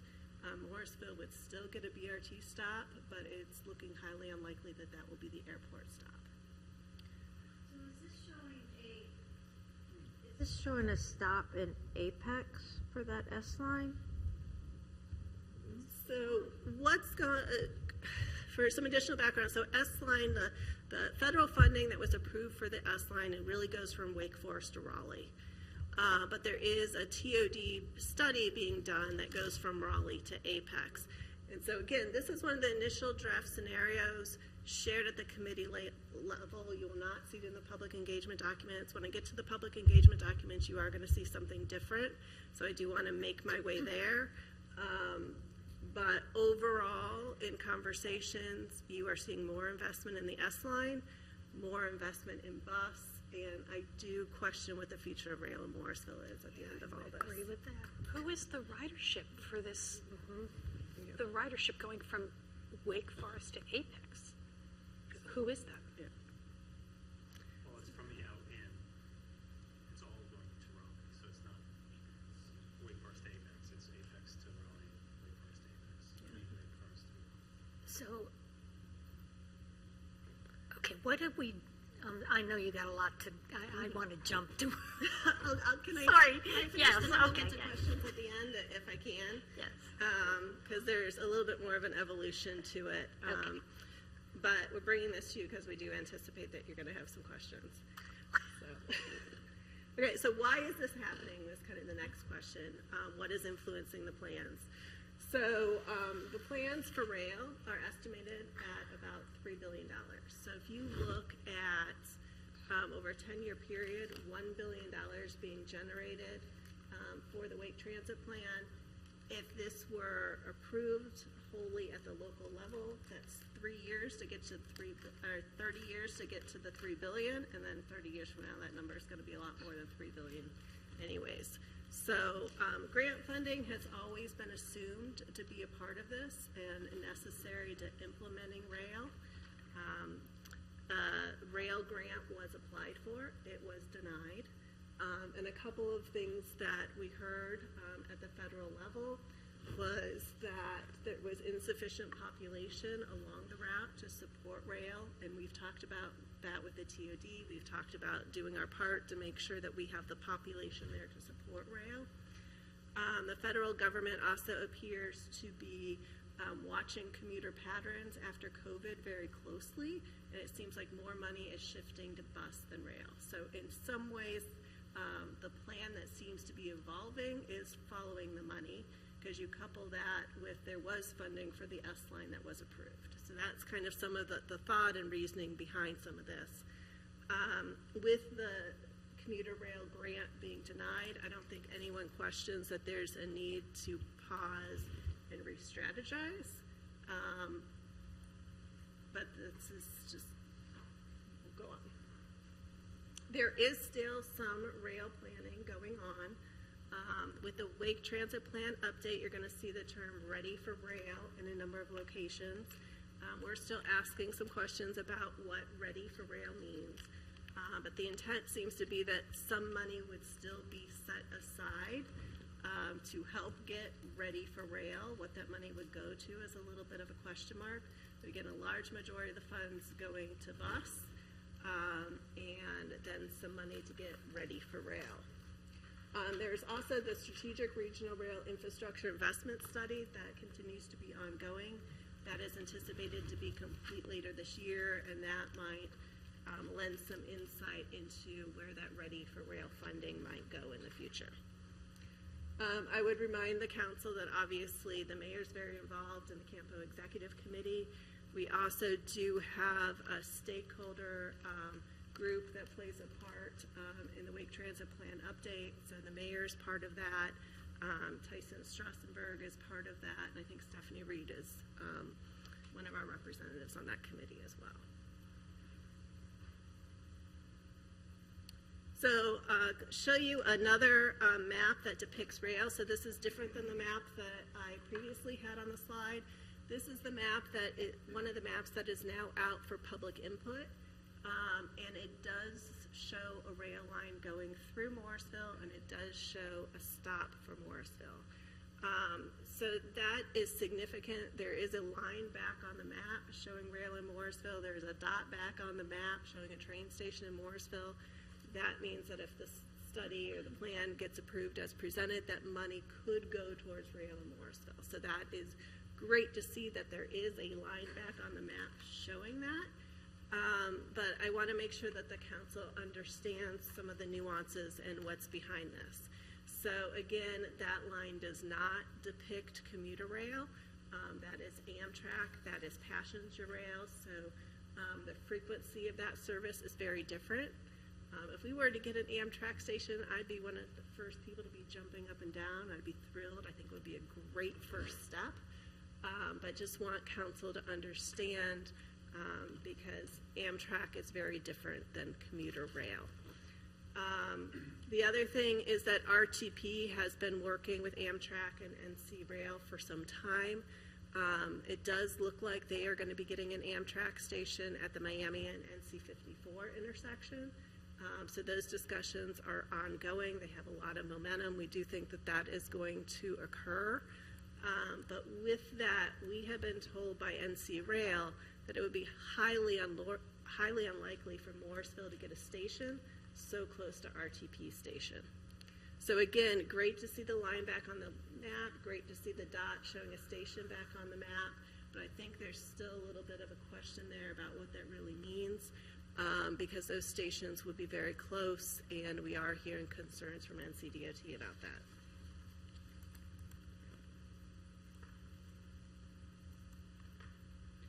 Okay, so some of the pros and cons of the plan as it seems to be taking shape. I'm going to start with the pros. So additional money for BRT. BRT is cheaper and easier to implement towards rail. We do need, as a region, to kind of regroup, re-strategize. And so in the meantime, that allows a lot of additional money to go towards BRT and see progress made on that. It is also anticipated that additional funds would be available for the Community Funding Area Program. Currently, $2.45 million is allocated for that program. That could potentially be increased to upwards of 20 or 40 million. Again, this is the program that funds the Morrisville Smart Shuttle, and we get a 50-50 reimbursement from Campo from this program for the Smart Shuttle. There's also a potential reduction for the community match for part of the community funding area program that's being discussed. 80-20 splits, 70-30 splits have been thrown out there, but there's no official recommendation on that yet. So under the cons, this is a fundamental change for Morrisville. There is an impact to future rail in Morrisville, and I think questioning what that future really is at this point. There's the potential loss of the BRT airport stop in Morrisville. Again, we would still get a BRT stop, but very unlikely at this point that it would be the airport stop. And potential impacts to TOD. And as you know, considerable planning has occurred over the years around TOD to support transit. That planning goes all the way back to the 1998 land use plan. You could look at September of 2011 when council adopted a resolution supporting a commuter rail station at McCrimmon, and then all the way up to June of last year when the updated TOD zoning and development plan was adopted. I did put affordable housing under the con column. You could argue that, but when you talk about transit and we talk about affordable housing, we know affordable housing is an issue for Morrisville, but it's also an issue for the region, and a lot of that conversation is about getting people from, I'm not going to say affordable housing, but some of the more affordable housing to jobs. So getting people from Clayton, Gardner, Hillsborough, those areas to where the jobs are. And the fall 2024 market study that was done with the Wake Transit Plan update does indicate that there's the high concentration of jobs in Raleigh and RTP, arguably through Morrisville as well. If you look at the market study, between 2016 and 2021, we had one of the highest employment growth rates at 23%, and we have, as you know, a lot of development occurring along McCrimmon that's going to bring with it a lot of jobs as well. Personally, I think rail does a much better job of moving people from the more affordable housing to jobs than bus would do. And future infrastructure gains are a consideration of the town's credit rating, so we could talk about TOD and the impacts on TOD. But when we're talking about transportation, we're really talking about transportation mobility. We're talking about getting people to places, and that has a significant economic impact. You're bringing people to Morrisville, you're bringing them to town center, you're bringing them to events at Church Street Park with cricket, you're bringing them closer to jobs on McCrimmon, and because of that economic impact that the transit brings with it, those plans for transit have been considered by our credit rating agencies every time that we've brought that forward. So Campos staff is going to be here at the January 28th meeting. They will present an overview of the plan to you, provide some additional information more from a regional perspective, and then they're going to be soliciting the town council's feedback on the 3 main public engagement questions that are out there. I think probably one of the largest benefits of having them here is the opportunity for council to speak with Campos staff directly, ask them any questions, and provide them any feedback that you may have.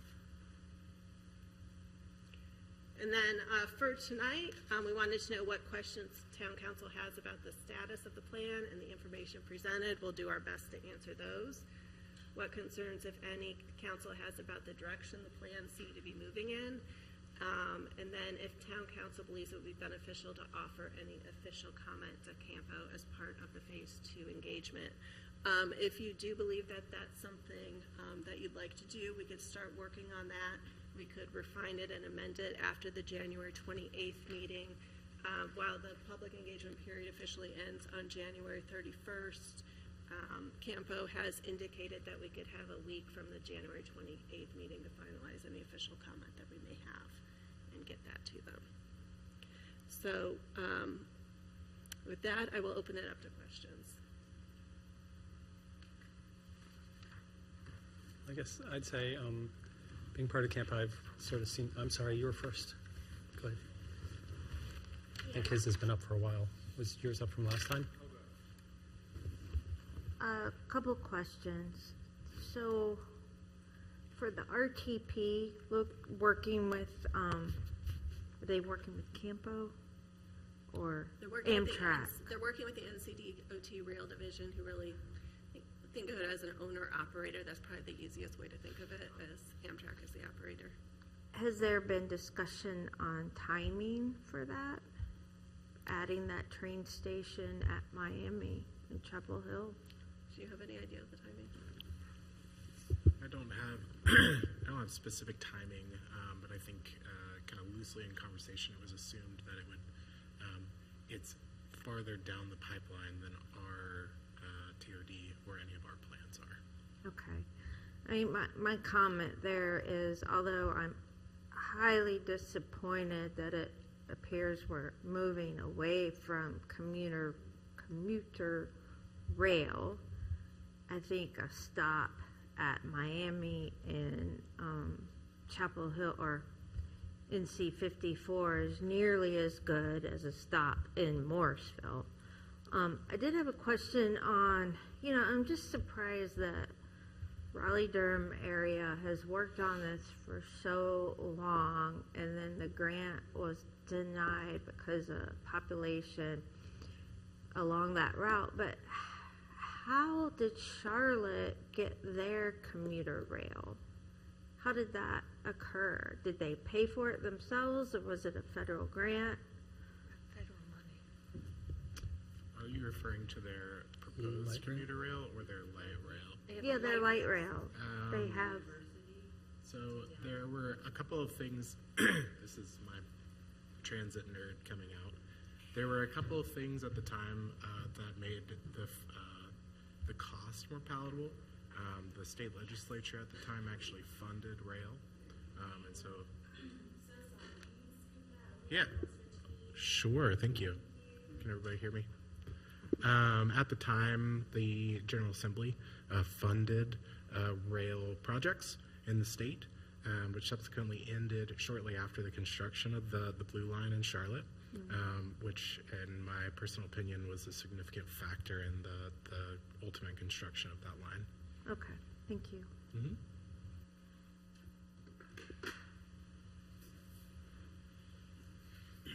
I can't tell if these are up or just. Right. Okay. So, Michelle, honestly, I'm so disappointed just reading through this. We are not getting a train station, commuter. The light rail is out of the picture. The stop that we were banking on for the airport transit, that is also gone. I'm not going to say gone, but my read with the discussions we're having is that it's definitely headed in that direction. So, and we pay taxes, like 1 cent that has been for the, transportation tax that happened a long time ago. So what are we really getting as a town? You would still get a BRT stop, and actually, technically that's the Western Rapid Bus Extension. The plans for that have gone up Aviation, McCrimmon, and then planned stop at TOD East, and it would continue up NC 54. So that would still be part of it, and you get additional funding for the community funding area program. I'm a huge proponent of rail, so personally a lot of this is heartbreaking. I think all of you know that I spent 15 years in the Chicago area. I saw what rail could do for a community, for a region. I used it regularly for a multitude of purposes, and you've heard, and Campo's been out at different open houses and sessions over the years about, this region has started and stopped with rail more than once. And as we continue to wait, it just continues to get more and more expensive and more difficult because of all the existing development that is then happening along the corridor. So it is very disappointing that it didn't get funded at the federal level. I think everyone thought with all the money available with the bipartisan infrastructure bill and everything else that we had a good shot with that. but the federal government essentially said we were not even close. So, I mean, it's coming from, trying to re-strategize and regroup, but it is a very significant impact for Morrisville, who has been a good partner on all of this for 25 years. Yeah, so that's the reason, I attended a meeting, I think somewhere I can't remember where it was, when I was first elected. This person was from Alexandria, and they showed how much the train transit had really developed around the Alexandria to DC. The whole corridor was built on the train route, and that's because the population was not there. The population came after the train, and that created the lifeline. I grew up in Bombay. We have 8-9 million people traveling by train every day, so I understand what you're saying about it. But a teacher, you're in Campo, nothing that you could push to basically get anything in. The economic headwinds are just really tough. We're planning on having the revenue that we have, the $1 billion, and that was going to cover existing rail. Now we had to double track, and then the federal money went away. So what about So at least there the just BRT isn't much stop? left.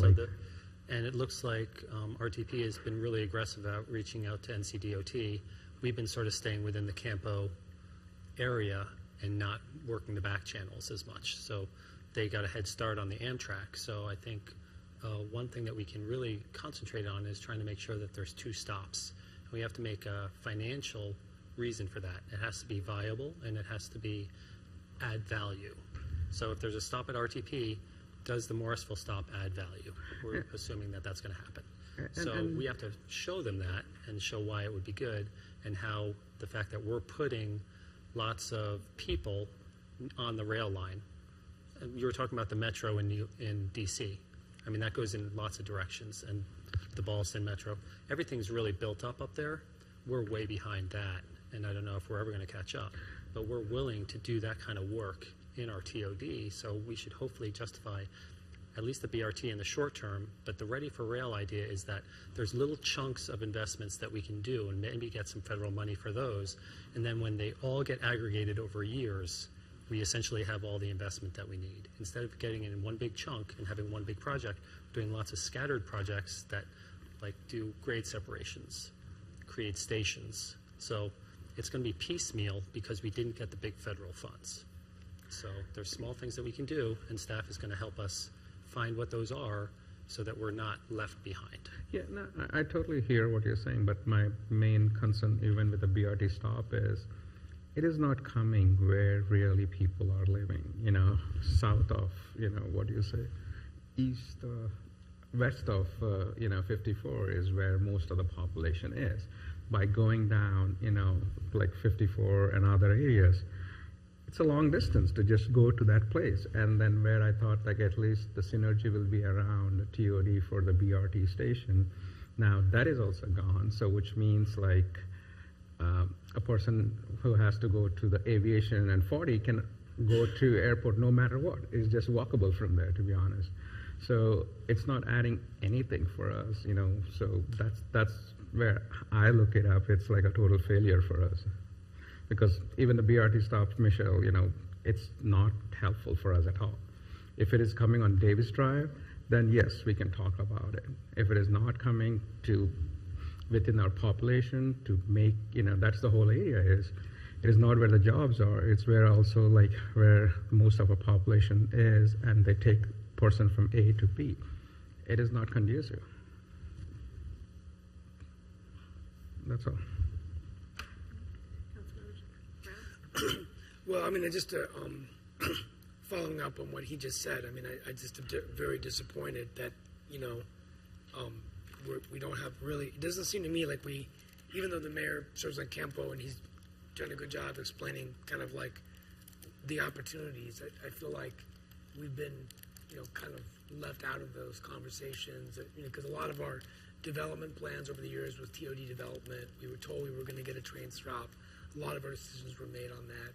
And I don't think it's fair for, we have most of the corporate, companies in Morrisville. we thriving and growing town, and we are located. Before we moved to the brand Live Connect and Live Well, it was heart of the triangle, and we always sold ourselves on our location and proximity to Raleigh and Durham and the other places. So I don't know whether it's just the decisions were made just based on economic, but I don't know what can be done. I mean, I don't know whether we can, I just don't know what the options are. What can we do, Mayor, to show these Representative Campo that we want more of a seat at the table? Well, this is all being approached regionally, so we have to show how our stop benefits the region. And in some ways, it's a little challenging because, as they were saying, airport and 40, that's closer to the airport. That kind of makes more sense, and it's a long 40. So the fact that we're kind of back from that, I think one of the sales points can be is that there's lots of growth in Western Cary that doesn't really, their Cary stop doesn't meet that as well as ours does. They can get to us easier. Yeah. That whole area by Panther Creek, etc. So we have to show how regionally this is a smart spot to be. And it's not about all the plans that we've made. At this point, that's not as relevant unless we actually have buildings going up that show that we have the population. The plans for the population, it's chicken and egg there. So if we get the stop, we'll get that. Or if we build that first, we might get the stop. But it's going to take a long time to get developers to want to build those. Would it help to get anyone from our, this couldn't be help with any influence from our legislature, could it? Could they sway a letter from Representative Cervania, Senator Batch, anyone that, or whatnot? All the towns and municipalities are represented in Campo. So that's kind of where it is. Unless the legislature is going to put some skin in the game and start funding things, I mean, they're not going to really show any influence. Well, I think at this point too, it's and I think Caleb and I have a little bit of a different opinion on some of it. So we very much wanted to, of course, hear from all of you about what your individual perspectives and opinions were. But if we think a rail stop in Morrisville is important, then there could potentially be some lobbying to be done to make sure that that happens, because right now we're hearing that that is highly unlikely given the proximity to the RTP station. I think we got to, in this case, I hate to use the word a squeaky wheel makes the most noise, but I think we can't just sit back while these decisions are being made, not, coming forward with the council and other influence, congressional representatives, others, to make the case that Morrisville should be considered as a place to have a stop. And I mean, with Amtrak, I like Amtrak too, but the difference would be from commuter rail, Amtrak would just take you, it'd be a part of the S line and would take you to Richmond and other cities, right? But what value is it having an Amtrak stop if I can just go to Cary, which is just a few miles away, and park there and go to DC or Richmond? Why would that be a big deal for me in Morrisville to have an Amtrak stop? That's the thing I'm trying to understand. I mean, to me, that's not a very big deal. I can go 4 miles to Cary, park there, and go to Washington, right? I do think it's important as well that we continue to monitor as a region grant opportunities that come up. Obviously, this one didn't come to fruition, but we'd hate to see all the focus kind of shift and not still be looking for those opportunities that come up over time because we've shifted focus.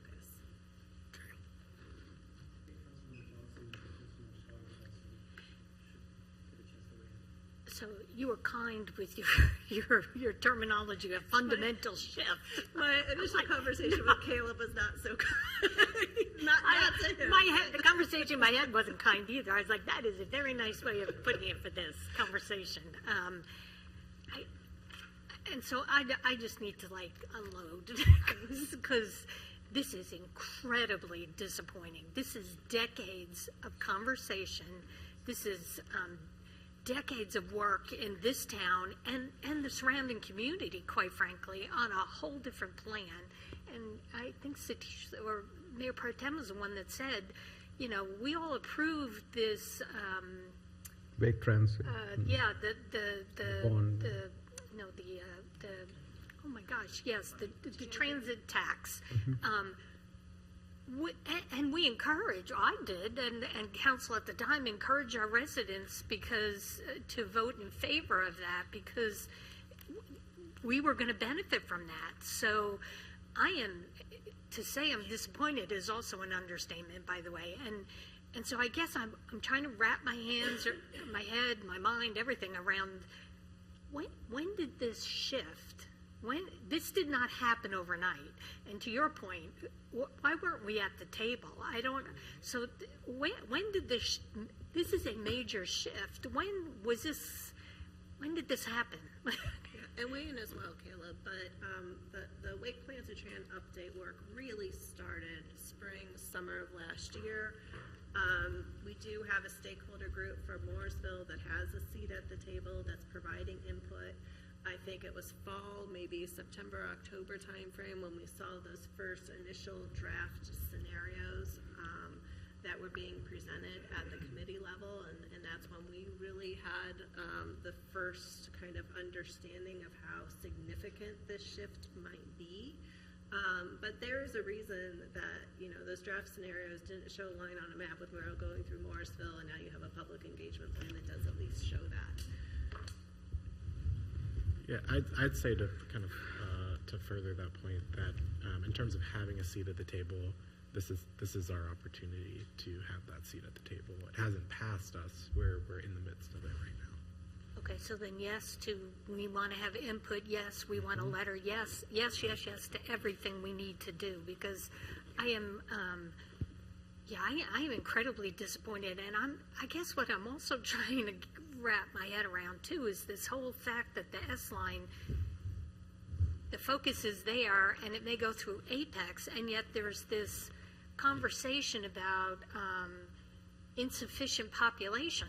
And I'm like, you really think you're going to find that population going through Apex? I don't understand, because the way the plan is currently, this line is supposed to go through Durham and on. So I see population there. So I'm struggling to understand that.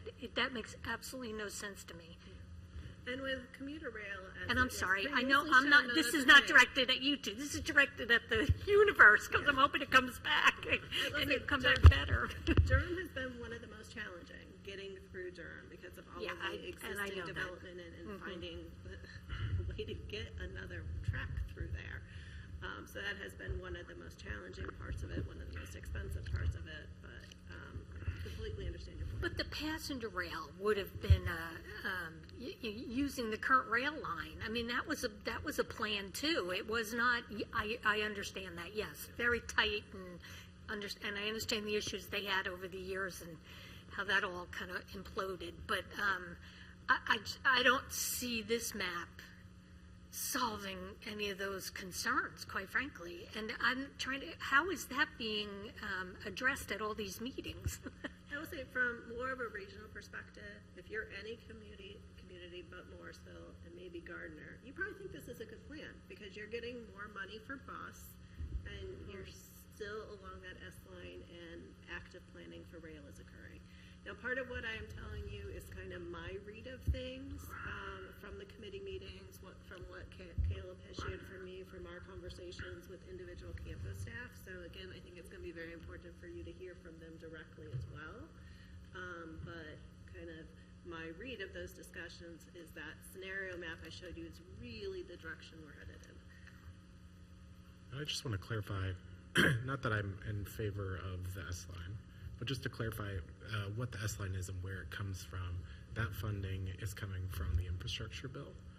So it's intended to serve improving intercity regional connections. So not necessarily commuters from the suburbs to the center city, but from Richmond to Raleigh, and it goes all the way out on Sanford. It improves trip times along the entire East Coast, whereas commuter rail was coming from a funding pool of getting folks from the suburbs to the city.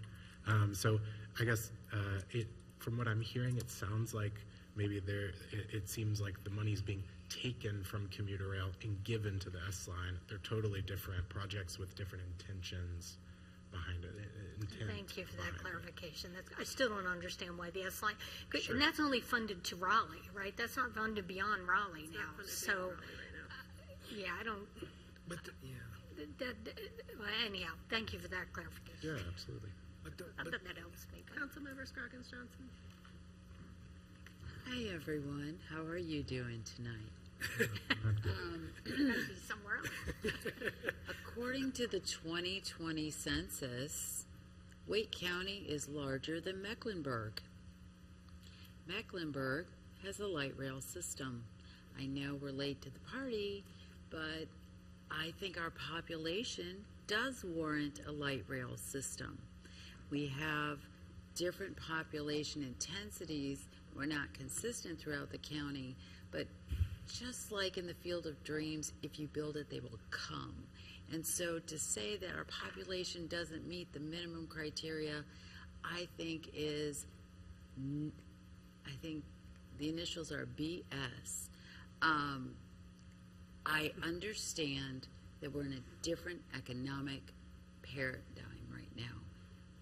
The NCDOT does not have as much money today as they might have had in the past, but we are an economic driver in Wake County. We have a plentiful amount of jobs in Morrisville.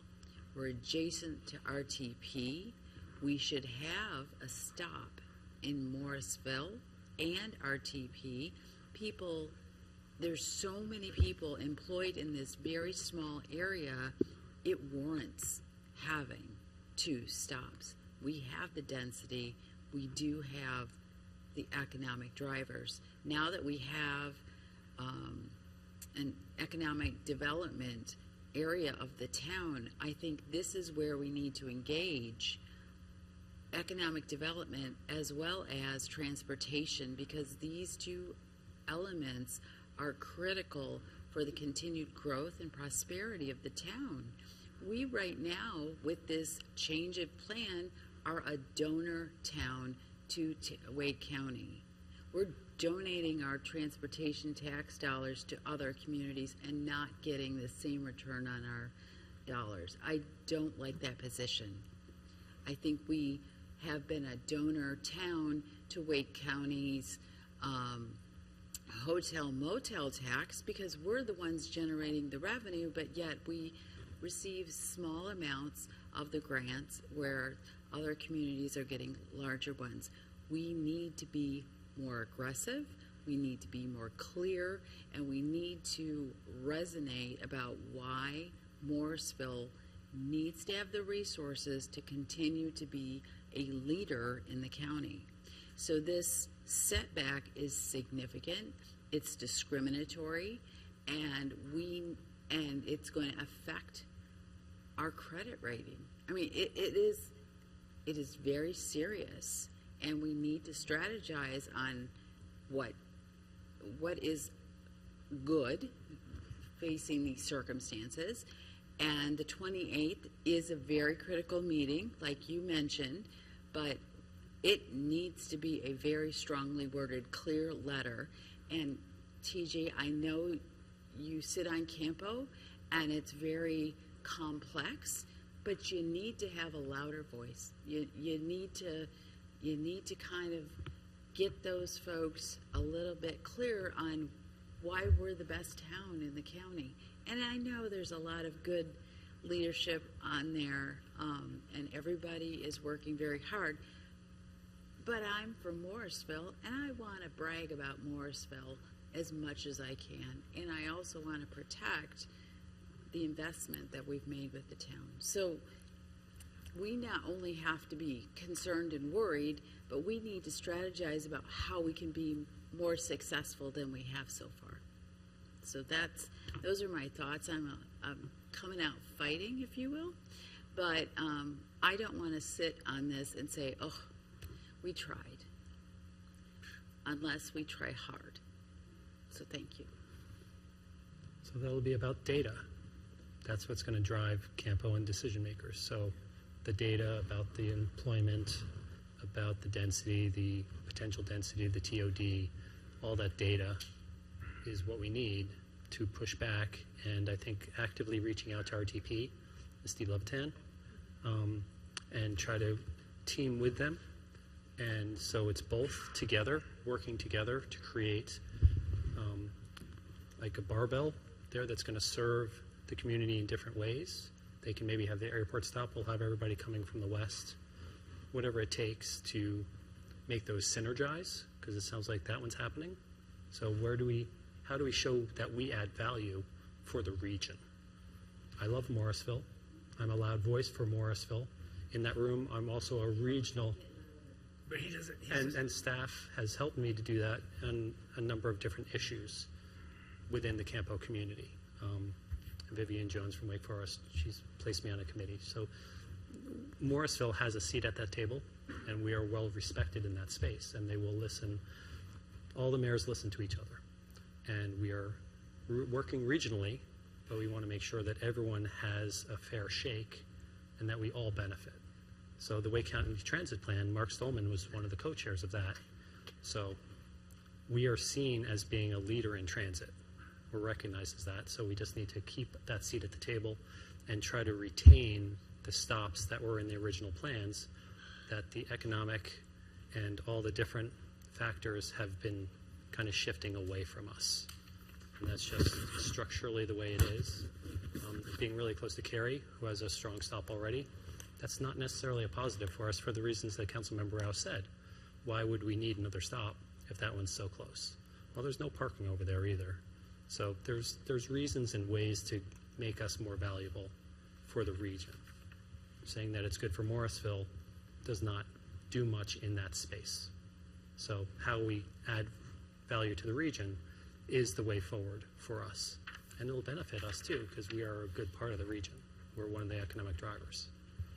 So I think that's what we need from staff, is strong arguments that aren't just words about how good Morrisville is and how much we've done in the past. Looking forward to this, that doesn't really matter to them. How will it help the region going forward is my opinion. Looks like Councilmember Fender, unless Satish is still, you want more to add? Yeah, and then after we hear from Oh, I didn't see you. Sorry, it's backwards. I'd love to circle back to the question of what questions do you have for Camp on the 28th, so we could forward those to them and they could be better prepared for that meeting when they do come.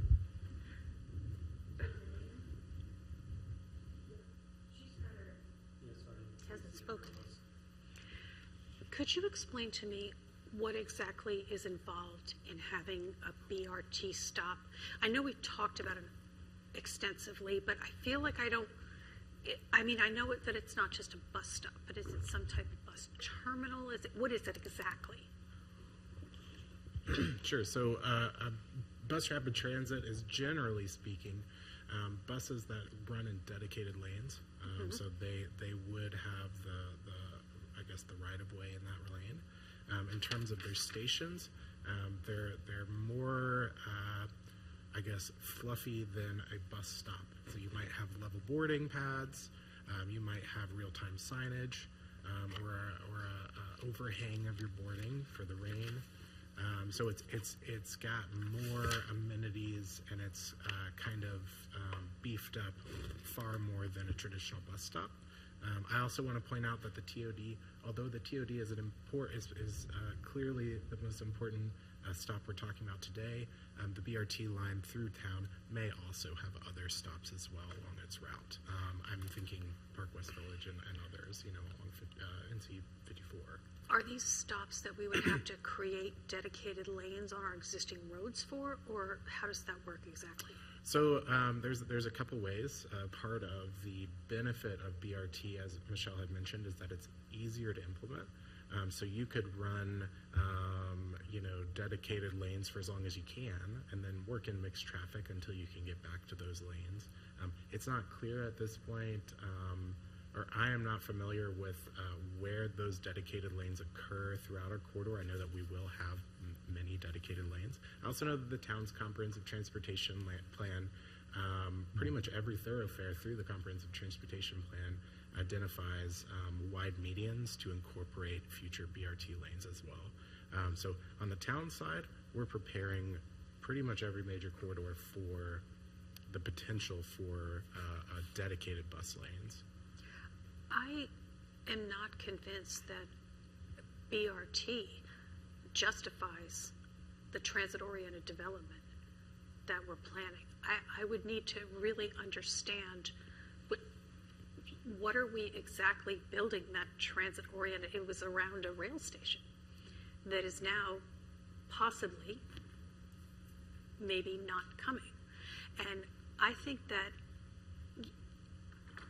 I think that if this plan goes forward and we're not going to have a rail station in the 2035 plan, then I think at that point, do we rethink the TOD? So right now, the 2035 plan, when you see the public engagement slide, it does show rail. I just wanted all of you to know some of the conversations that we're having behind the scenes, because I think getting that station is going to be an uphill battle and is going to require some considerable effort. But right now, it is shown. We'll see what ends up in the final draft plan and kind of what happens from there. With transit-oriented development, completely understand the questions that you have. There is still benefit to BRT in terms of the type of the development, the placemaking, the destination, creating something for Morrisville that it doesn't have, with potentially some nightlife and just that additional type of development. But I did already update the consultants. We're working on the TOD text now, that I would not be surprised if this group wanted to visit some of the building heights, because you could keep the overall kind of layout, but I was anticipating that with some of this going on behind the scenes, that some of that density might be something that council might want to talk about some more. And the way you do that is through building height. I think you could keep the layout as is, and then that could be another discussion that wouldn't have a huge impact one way or the other. So the thing is that Morrisville may not be a population center, but we are definitely an employment center. We are definitely someplace that people need to come into and are going to need increasingly to come into to work when they buy houses. I mean, people are having to move further and further out from Morrisville to buy houses so they can work in Morrisville. And right now they're all driving here from Knightdale, from Garner, from Pittsburgh, wherever. So, I mean, to Councilmember Scroggins-Johnson's point, Morrisville's an economic driver for the region, and it doesn't all have to be people that live here. People that work here are people that are here either now or that we already have space for that we know will be here. And that's a huge number of people. So I guess could you go back to that slide where it shows the RTP stop or actually, wait, pause on that one, go down. So the question, you told us you want fast, reliable connection between Raleigh and Durham. What's between Raleigh and Durham is Morrisville. That's what's between Raleigh and Durham. So, and I understand the RTP stop, even if I don't understand, to be honest with you, the RTP placement of the stop, and I don't really understand how that works as an airport stop anyway, but either way, but if you're talking about fast, reliable connection between Raleigh and Durham, what's between Raleigh and Durham is Morrisville. So, if that's one of the tenets that they're calling out as one of the 3 takeaways from the public feedback, then they are not addressing that. And if you go back to the slide that showed the RTP stop and this is one of the public engagement slides. Okay, so I'm trying to understand this slide, and I understand what Councilmember Johnson said about Durham and the issues there, right? But so this would be, what they're showing is 2-way rail between basically Durham and Raleigh, maybe out to Garner, that stops in Cary, Morrisville, and then another RTP stop, which you said is on 54 and Miami? Okay. Could you explain to me how the location for that stop was arrived at? Because I don't understand it from a reaching the airport stop perspective, and I don't understand it from a reaching high-valued, high-salary jobs in Morrisville and RTP perspective. So what was driving the decision to place that stop there? It is. Oh, you're okay. That is correct. It is next to RTP. I do want to just a quick clarification. The orange line is representing operating Amtrak line. So it's not necessarily double tracked. It's just where the Amtrak corridor currently exists is the solid orange line. But to answer your question directly, there are properties available in the area. If you're familiar with the intersection, it's behind the shopping center. If you're going north, it's on the left. It's adjacent, and this is my own experience watching the process happen, not actually being in the room. It's an undeveloped property. It's quite large. It's adjacent and abuts directly the existing corridor and Amtrak line. In addition, it's very close to the highway interchange, which allows for those bus connections regionally to come off the highway and almost have direct access to the property. Apologies, I'm drawing a blank. The box yard development with all of that going on is, I would say, catty corner on 54 from there. So it's not directly adjacent or butting, but it's close. So it's along that corridor. So you have a couple of kind of converging parameters that I suppose whomever was in searching for a property found in this property, which is why it was selected. So you feel that that's a better touch point, or the feeling is that that's a better touch point to RTP than a Morrisville stop? That I cannot confirm that it was selected over the Morrisville stop, because I was not involved in those conversations. But I do know from the RTP's perspective that was a valued property that they selected. Okay, thank you.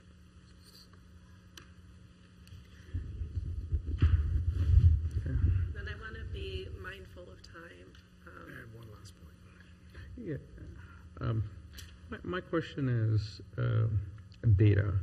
We talk about data, but I think going back to what Anne is saying, when I see the BRT on 54, I clearly understand that the route is more important to other commuters coming into Morrisville, but not Morrisville residents, because it is pulling people from other areas going through that corridor where the high concentration of jobs is into big tech and terminating there, So it's not helpful, going back to what Vicky is saying, to us. And the data will show we have 40,000 jobs, daytime population. When I talk to Sharon Peterson, from Wake County, she tells the daytime population of Morrisville is much higher than 32,000.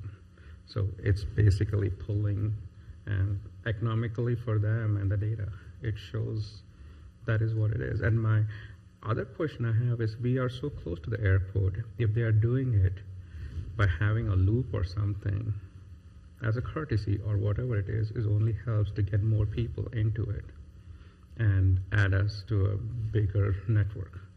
And if they can't even do such small things, or even take a route which is going on 54, take a detour from Morrisville Carpenter, cut into Davis, and go back, that actually will draw more people into that loop. So, and lastly, Michelle, where I keep hearing from you, a lot of effort is needed. What does it really mean for us in terms of what is it needed to be done? I think I was just trying to make the point that just because there's a dot showing Morrisville Station, I wouldn't take for granted that that is actually going to happen. I also would like to make a point, if I may. So you're absolutely correct that these lines that are drawn here, these BRT stations, they're connecting us all regionally, right? So it's really from our neighbors and getting here and vice versa. How do we get to our neighbors?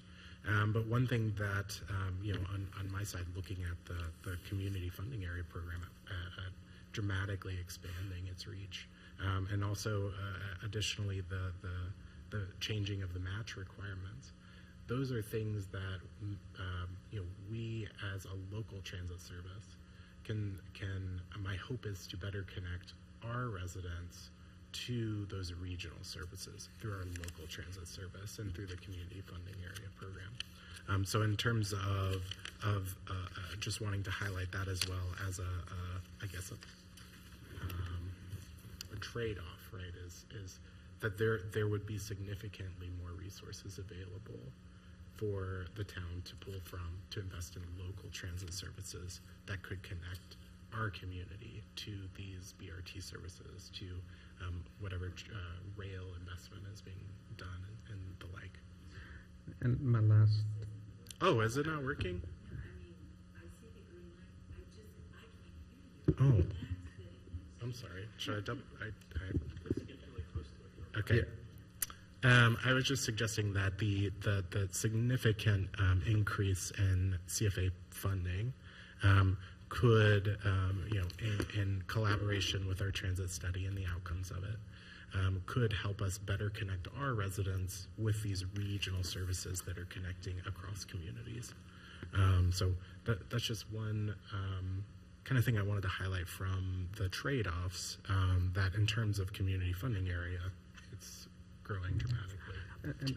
And the last question, not working? Which is No, I can hear you. Sorry, I'm just talking under my note. my last question, which is the most important for me, is my fear is that originally when we were having this light trail or commuter trail or whatever you want, is the grade separations that would take people from here to the other side. We invested a lot of money on Airport Boulevard.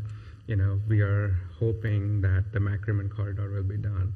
We intentionally scrub Morrisville Carpenter. With the commuter train and the light train not coming, what is their urgency of doing any of those projects? If I'm sitting on BOT, I'll say those are not coming. Why do I need a grade separator?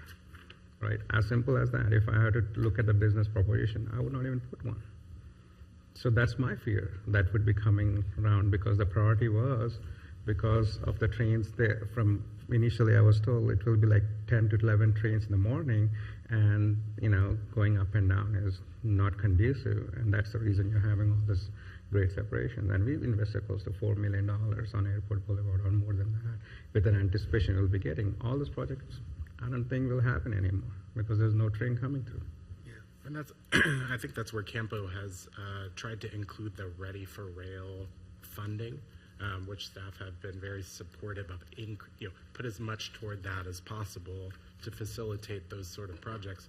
But that's also where staff are asking those questions about Ready for Rail. What does that mean? Does it mean grade separation? Where does it mean grade separation?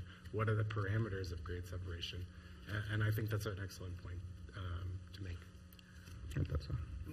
My final point is that I think that, like, for me, when we were sold the Wake County transit tax by the Wake County Board of Commissioners, and I think the Mayor Pro Tem referred to this, we were all sold on the fact that the reason we wanted commuter rail was to have transit, to take traffic off the roads, to provide better access. And so I feel like I'm not going to, maybe it's not the Wake County Commissioner's fault, but I think that, number one, they need to be apprised of the situation, how serious it is.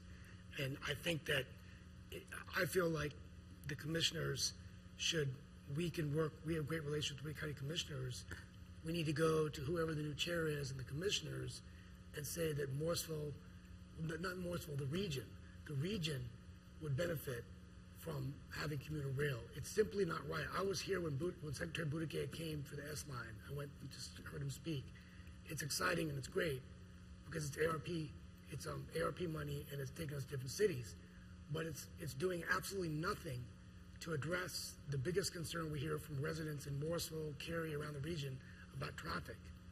And the only way you're going to take traffic on the road is by having BRT and rail. And this is simply unacceptable because the people of Wake County were given this promise when we passed the tax. And so the county commissioners need to know that, and they need to figure out a way. I don't know how involved they are in Campo, but to me, I think that if they went and said that we've got to do something rather than just divert this money, maybe it's too late, but it's not right and it has to stop. And to me, it's unacceptable. And in all fairness, I do think this shift's occurring because the federal funding didn't come through. Can I make a comment now? It sounds like, and I just want confirmation from the other council members, it sounds like we're saying, or we're advocating for two things. One is that we still want commuter rail, and two, if they're going to do the S line, it sounds like we're advocating for another stop, regardless of RTP, but also Morrisville stop. Is that what we're saying? We're advocating for two things? I don't think that stuff has anything to do with the S line, though. That's just passenger rail, Amtrak. But I thought that's what I heard people saying. So with the S line, RTP is talking with Amtrak to have a station at Miami Boulevard. Separate from the S line. Separate from the S line. That's separate. So S line that, is kind of not really part of these discussions. okay, so RTP stop would be on the Amtrak that goes from Raleigh to Durham. Raleigh, Cary, Durham. Correct.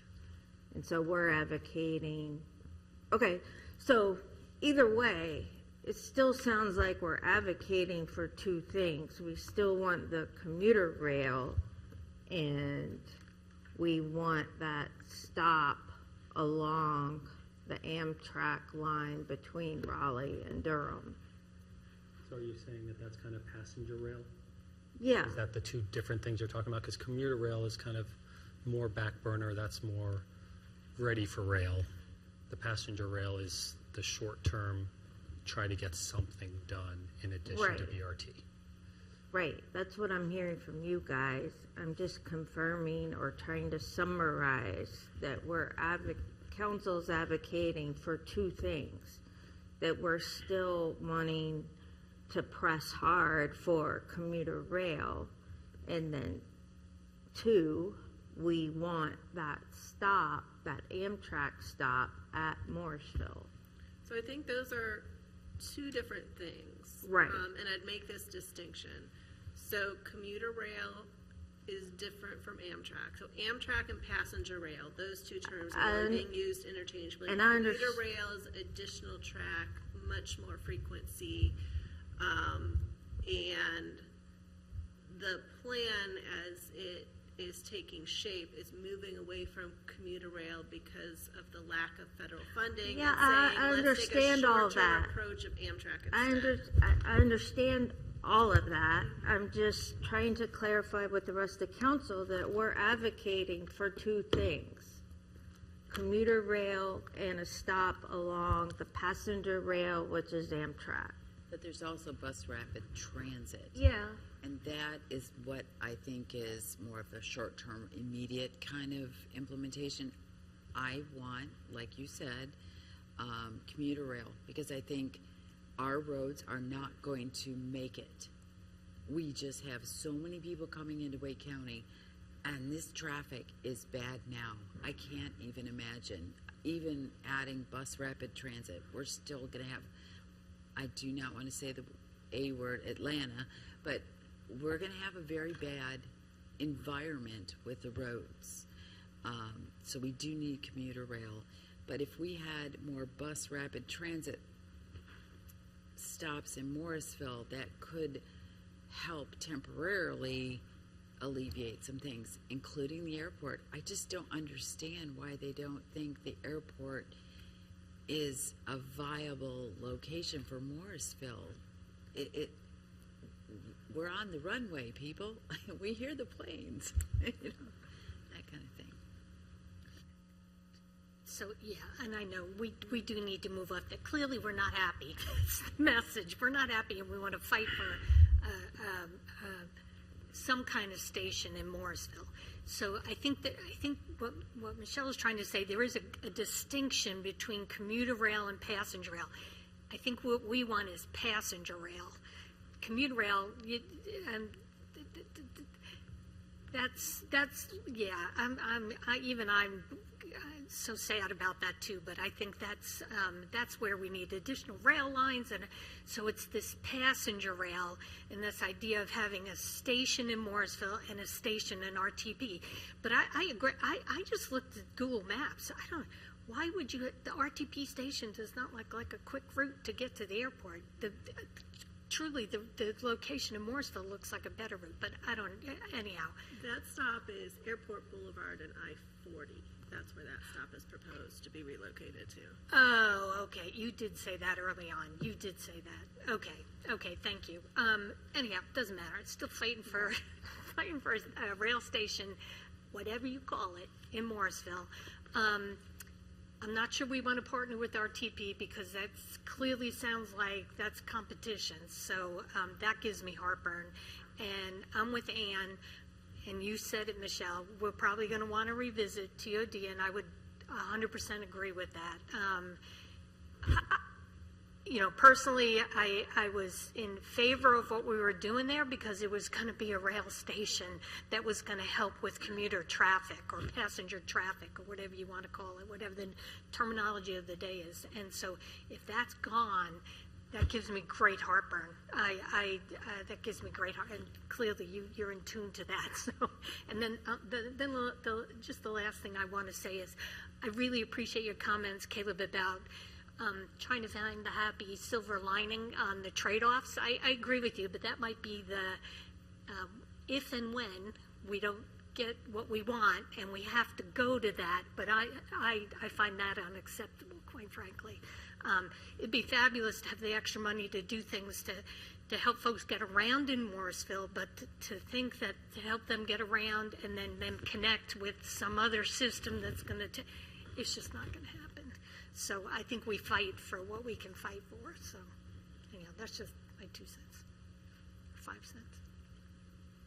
If I could just yes and what Councilmember Fender said, like advocating strongly for 2 things, I would say the passenger rail stop next to RTP, so that we keep that would be important, and any kind of BRT, because the BRT, even though as noted, it maybe isn't going to serve our residents directly, it will take cars off the road of those people who would be driving into Perimeter Park.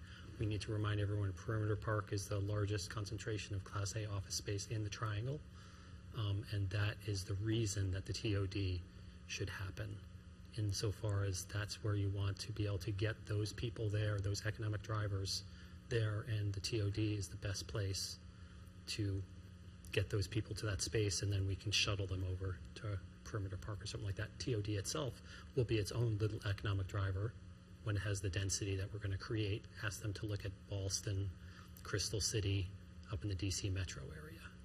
So those are things. So one question that I would ask them, what do they need to do, what do they need to learn or see to keep the TOD as a BRT station and as a passenger rail station? What information do they need to have to help them make that decision? That's really getting right to the crux. If we can give them what they need, we can do it. Do they need to hear from 3,000 residents saying that it's going to happen? We can make that happen. Do they need data to support it? Do they need Wake County Economic Development to tell them, okay, when these offices are filled again, this is the thing that's driving the economy in the Raleigh region? I mean, what do they need to hear from us to make that, to keep that a station? And just having a conversation with Levitan, I think, would be important. We don't need to partner with them, but I think a conversation with them, it'd be important to have that, to see if they'd be willing to advocate on our behalf. How can we show them that it benefits to have both stations? And if they're on board and they're already having theirs, they can have the influence makers add us to the list. Those are my thoughts, and that's the question that I would ask them. What do they need from us in order to keep a station here in Morrisville. And I think, frankly, the Airport Boulevard 41, that's not in the Morrisville borders, right? Because we don't own that property, but that's essentially a Morrisville stop that benefits Morrisville. It doesn't have to be within the town. People think the airport is in Morrisville. We benefit from that thought, even though it's not. So, I mean, regionally looking at it, that's a better stop for the airport than TOD. TOD, you have to go down McCrimmon, you have to drive a couple of miles to get to that stop, which is closer to the airport already, and that stop is on 40, which is more accessible to a lot of people. So we advocate for Morrisville, but we're reasonable, and we show that there's reasons that there's pros and cons in both. Are there any other questions that you'd want Campo to be prepared with? And Ben Howe's going to be here presenting in 2 weeks. We should all work purple. Seriously. Why? ECU. He went to ECU. Well, mention NC State. They just beat NC State.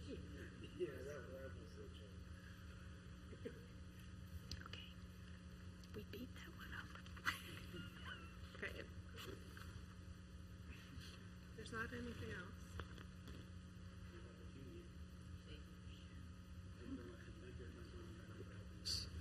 Just close it out.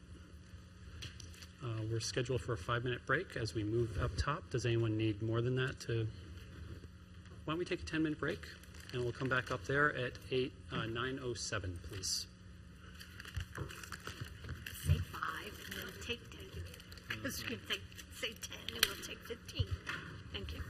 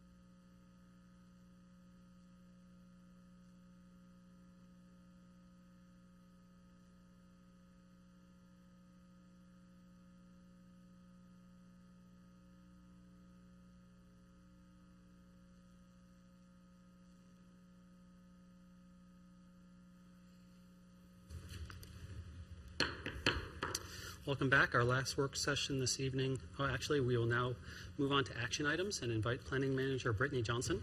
She's already there. Forward to facilitate the item. Ms. Johnson. Good evening, Mayor and Council. It's my pleasure to bring before you again an application proposing a major modification to the existing Park West Village PD. There were no updates following the December 10th check-in, so this item is scheduled for action tonight. Just as a reminder to go over staff's recommendations.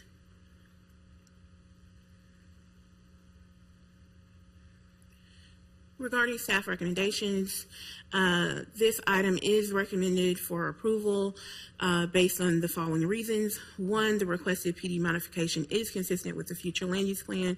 The future land use plan shows this area as regional activity center, which shows a mixture of uses, including mixed-use development, multifamily, retail, and shopping center. The proposed PD modification provides a balance of these integrated uses. Item number 2, the requested PD encourages a design that fosters attractive destinations where people can visit and experience. 3, the proposed PD modification provides a smart shuttle connection. This is a key consideration for REC designated areas. And 4, the requested PD modification provides privately developed affordable housing, which is called for by action item 11 within the land use plan. So again, this is recommended for approval by staff. This is your action language for tonight, your ordinance language for tonight. Let me know if you have any questions for staff or the applicant. I'd like to recognize Mayor Pro Tem Garamella, followed by Councilmember Johnson. Yes, Councilmember Johnson, is your thing up? Yeah, so Brittany, we have a sheet of paper. You want us to read from this? Yeah. Is that the whole motion Yes. then? Perfect. Thank you. Just wanted to clarify, and I'd like to make a motion. Let me recognize anyone who wants to say something first, and then after we make the motion, I'll ask for discussion. And if anyone wants to share their thoughts then, they'll have an opportunity to do that then. We'll take the vote. Then if anyone else still wants to go ahead and say something after that. So ideally during the discussion part, but I'm not going to keep anyone from saying something after the vote if they want. So Councilmember Al, please. Can we just ask some questions to the applicant? Yeah, that's why all right. that should happen first. I just want to clarify. I'm going to ask this one last time for the record that there's absolutely no way of keeping or renovating the theater in any way, because that's one problem I have is I really love theater, and I just want to hear just if you could just review of why. And then I have a couple questions about the workforce housing units. Sure. I'm going to try to field most of these questions. I don't know if you noticed Tom's laid up on crutches. Yes, we have evaluated the reuse of the theater, and due to many factors, just one, its size, and two, the way it was constructed, it's not viable for really any kind of alternate use that we've been able to find. Okay, all right. And then as a follow-up, just at a high level, the number of the 15% and 30-year for workforce housing, how many units would that be? 30 units? 30 units? Doing math. 38? I think it's 38 units. And I'm just curious as to the, for the 80% AMI, do we have any idea of what the price would be versus the 60% AMI, or you just don't have any idea? Well, I mean, we have an idea of what that looks like if they were built today. However, those numbers do fluctuate, based off of. If they were built today, what would it be for a 60%? I think when we looked at it, the 80% AMI, it also depends on the number of bedrooms. But the 2 bedrooms were in the 12, if I remember correctly, for the 80% AMI. Is that okay? 2 bedrooms with 14 then? Yeah. I'm sorry I didn't ask you before. I just came to mind. Those are 2 questions I want to clarify. Thank you. Councilmember Rabati, please. Could you remind me what the parkland payment in lieu is for this project? So parkland payment in lieu is $3,100, I think 27 or $31.27 per unit, and so I could get the final calculation, but that would be based on times 250 essentially. I'm sorry, I have a calculator right here, actually. Could you repeat that, please? Yeah, it's $3,131.27, I think, per unit. Maybe off by a couple of dollars, but very close. So it would be roughly around $782,817.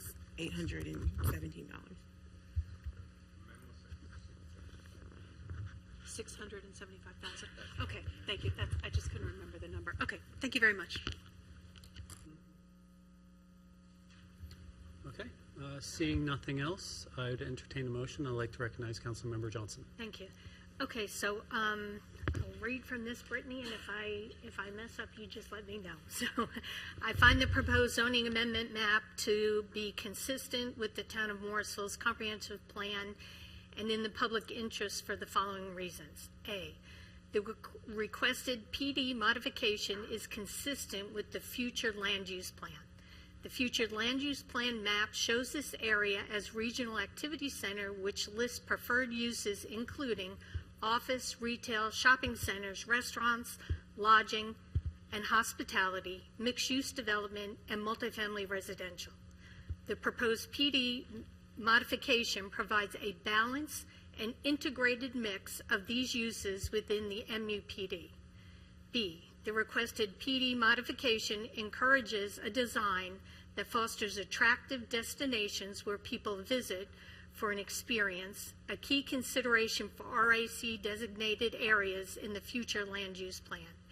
It also seeks to create more outdoor dining, seating, and more usable open space plaza areas.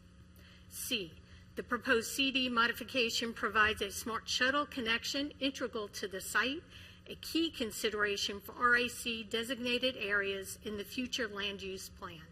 And D, the requested PD modification provides privately developed affordable housing as called for by key action item 11 in the land use plan. And I therefore make a motion to approve ordinance 2023-312-0 of the Morrisville Town Council approving a major amendment to the Park West Village Mixed-Use Plan Development District, approximately 106.83 acres of property located west of the intersection of Chapel Hill Road and Northwest Cary Parkway, REZ-22-0012. I have a motion. Is there a second? Second. I have a motion from Councilmember Johnson, a second from Councilmember Scroggins Johnson. At this time, would anyone like to make any comments? Councilmember Rabati, is yours up? Or no? I'll wait. Do you want to go first? You can go. Go ahead. Okay. I'd like to share that this has been a long process filled with good discussions. The applicant has met many of the asks made by our council on behalf of our residents, and for that I'm thankful. I, however, do not support the inclusion of apartments in this proposal. I continue to be hopeful that as we lose our movie theater to economic challenges, we can all work together to attract an amenity destination which will help this portion of the shopping center thrive. The improvement in the center will help, but we need a full-service hotel or entertainment activity venue to make things work for all of us. Who would like to go next? Councilmember Johnson, followed by Councilmember Scroggins Johnson. Thank you. So I too want to thank our staff, and I also want to thank the applicant for their patience as we work through the details of this request to modify the existing zoning of Park West Village. This item has been a topic of discussion for several years, even before the formal process started in November of 2023. And all during 2024, there were multiple meetings.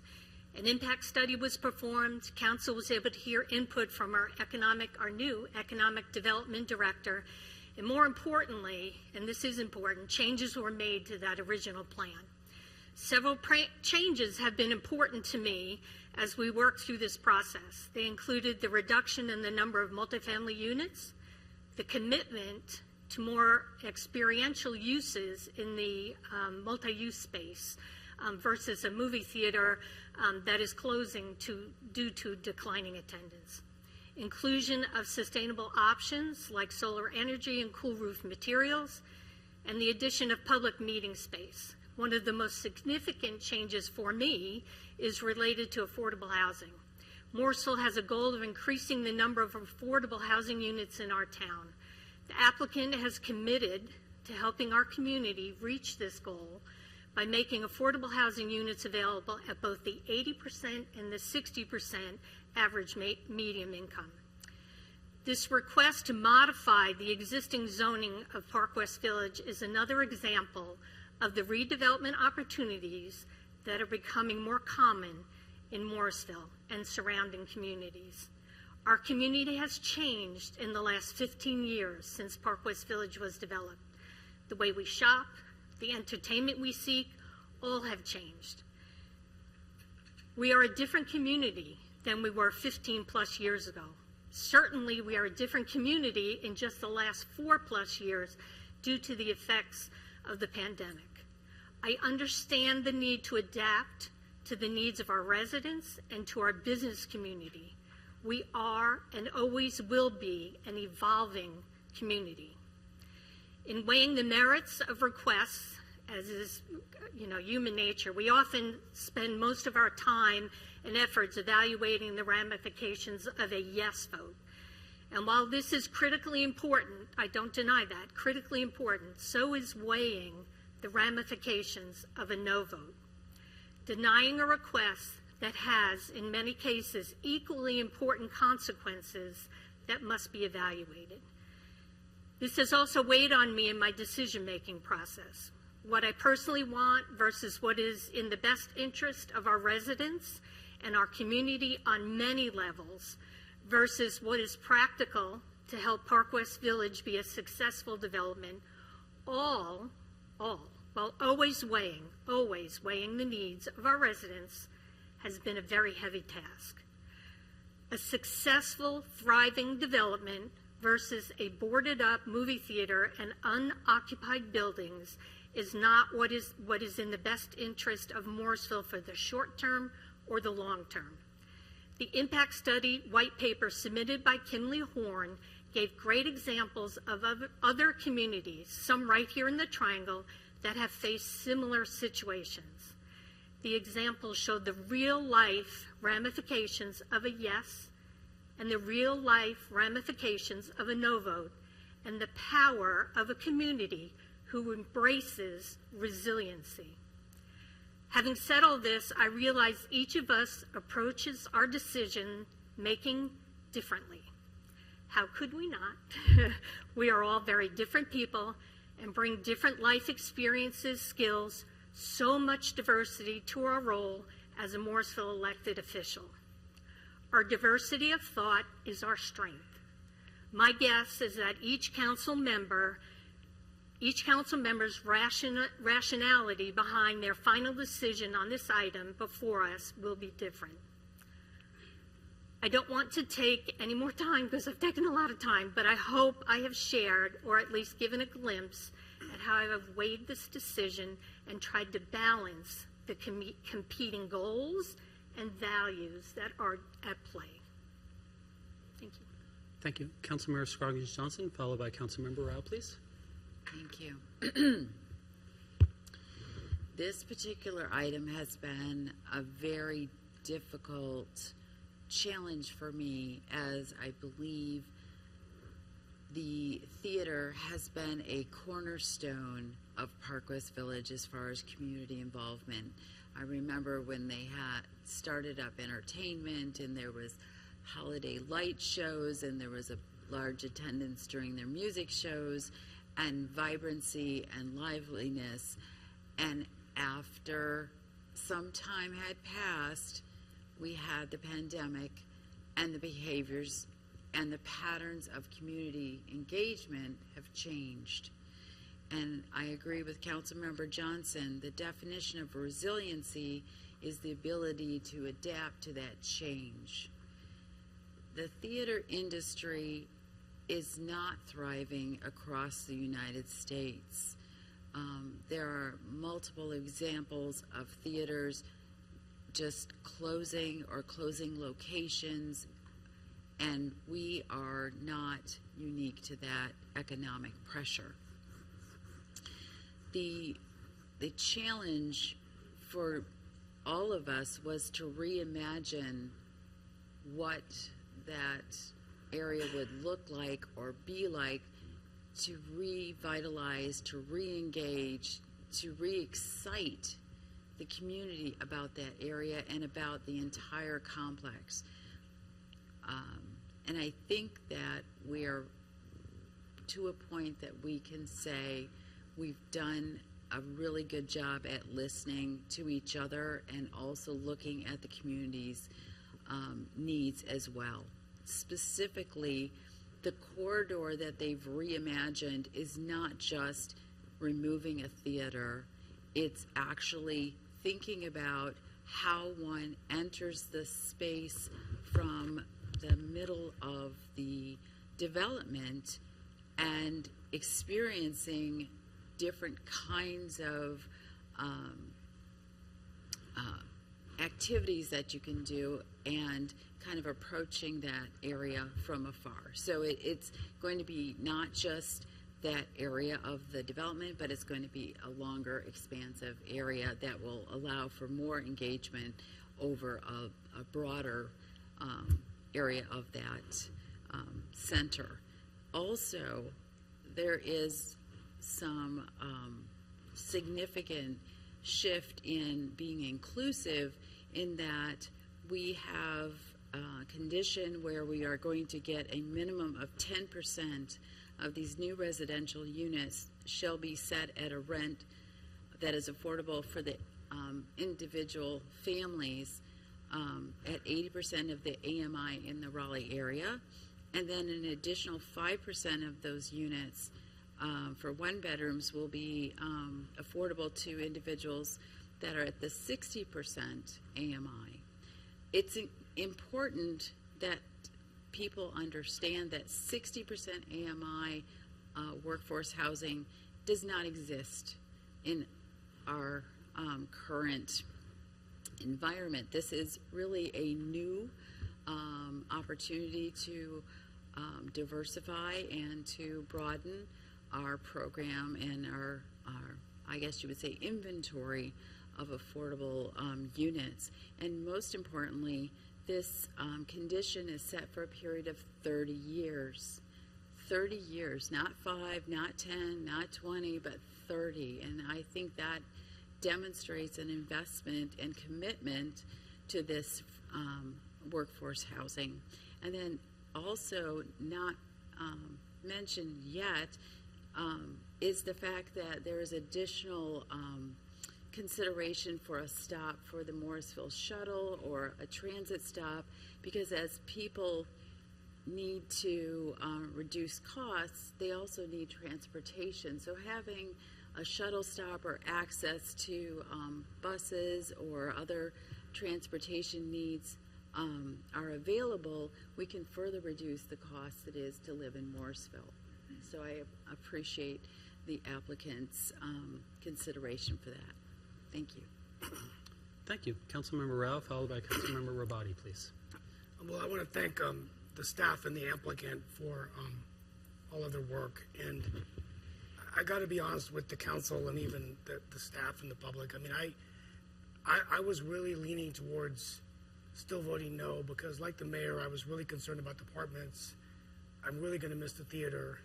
And so I just want to tell a story of a call I received last week that kind of shifted my perspective. I was actually, the last few weeks, I've been running through Park West almost every day to kind of look at what's going on over there. And one day I was running up Morrisville Parkway, and I got a call from a friend of mine who actually gets my newsletter. And he's a veteran, a Vietnam War veteran. He's lived in Morrisville for a number of years, but he couldn't afford to live in Morrisville anymore, so he moved to Durham and stayed in a hotel. And he suffers from PTSD, and so because he has issue taking his medications, he has a hard time holding a job. So he was very emotional, and he said, you know, I'm going to have to leave and go get an Airbnb, and they're quoting me like $2,800 a month in Raleigh, and I really want to come back to Morrisville. and I just can't find a place to stay. And I just, for me, like, I really actually came to this meeting wanting to vote no, because I do believe that I really feel that I wish more could have been done to find a more viable use of the theater and other things. But it made me think that if I just voted no, then it would deny the opportunity of my friend or other people coming in the situation. And so we often say that, Liz Johnson often says we're one of the most warm and welcoming small towns in North Carolina, but I feel like we'd be kind of moving away from that goal of inclusivity. And so, I mean, with reluctance, I think it's an economic development decision as well, but I'm going to I want to thank the applicant, but I also want you to know that I'm still concerned about what's going to go there, what kind of destination we can build, and feel like we were kind of put in a situation where we're continually have to change plans. I know plans change, but I just wanted to get that out there so that the council knew where I was coming from. I could see, we like Liz said, we don't all approach problems in the same way, but I think that's something that really hit home to me, just that personal story that I received. And so I just wanted to get that out there for my colleagues. And I'm going to end my comments there. I'm not really happy. I wish we hadn't been put in this situation, but we also want to make sure that we're supporting small businesses and balancing those needs. So, thank you. Thank you. Councilmember Rabati, please. Thank you. This has been a long road for sure, and I have really appreciated the opportunity to speak frankly with my colleagues, with the applicant, about my concerns about the project, and I've appreciated the applicant's consistent attempts to address those concerns. I remember in the beginning there were considerably more apartments in the project. I appreciated the scaling back of the apartments to the guaranteed number of 1 and 2 bedroom apartments. The affordable housing, I think, was one of the bigger things. But more than anything, I think that for me, this has been about weighing the options. And this was a very specific type of redevelopment. It's not like a project where we're faced with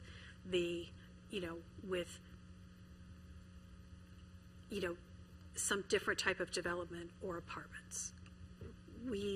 What we were facing in this case specifically was a blank hole where the theater used to be, or apartments and retail development and restaurants. When we pushed back about the replacement of the theater, which was the entertainment portion of the play portion of the live work play, I was very appreciative of the applicant's consideration and offer and statement that they were going to look for entertainment-related experiential types of businesses to fill that space, because I know that I'm not alone in having been really saddened by the I don't even know what to call it, just the vibe of that area of Park West. When the theater has been in decline for some years, and the restaurants were turning over, the businesses along that corridor just weren't heavily trafficked, and it's just, to me, has just been sort of a slow decline. And I don't think that a blank space where the theater used to be was going to help that situation. So, I've said this again and again, I'm not crazy about the number of apartments, but at the same time, as Councilmember Johnson said, we all have different approaches in our decision making. I've weighed what I consider to be the cons of this project. I've weighed what the applicant has consistently added to as the pros of the project. And for me, the affordable housing specifically and the entertainment district tip the scales. So, you know, I respect my colleagues that still intend to vote no. I think everyone should vote their conscience on this type of decision. And the fact is that intelligent people can disagree on what's best for the town. I've decided to change. I was a no right up until we met with the applicant and found out about the experiential businesses and the intent to redevelop that entire space. And I'll be voting yes. I think I do think that this sends a message at large to the development and the redevelopment community about the type of scrutiny that they can expect for their projects when they're proposing a project in Morrisville. The applicant has made significant concessions on the project, and I think that the fact that the project will be approved tonight doesn't negate the fact that the project as it stands today is very different from the project that it was a year ago. And that's because we advocated for that affordable housing. We advocated for the sustainability measures. We advocated to put the play back in live, work, play. We advocated for the affordable housing. And so, I'm proud of the incremental changes in the project, and I'm proud of the message that we're sending about what type of development and redevelopment we want in Morrisville. Thank you. Thank you. Mayor Pro Tem? First, I want to thank the staff for bearing with us almost 2 years. And even, it's been a long time in coming, and also the applicant. For me, if I go back, I have really struggled. I'm a data guy, and there were several nights I used to just think, what can be done, what is right, what is not. And so it took me a long time. I had heavy debates with Neil. I said, it's just not cutting what I'm looking for. But that set aside, I still remember after I got elected, my first lunch with Martha was at Park West at Blackfin. At the time, it was all bustling. And I know what Fenton is now, but that was the Fenton in 2000 for us. That was the best that we could, as Morrisville, stand up to our neighboring towns to say, this is our area. And like every other person, I look at the merits of each. And when I started looking at it, some of the main items for me, like traffic impact.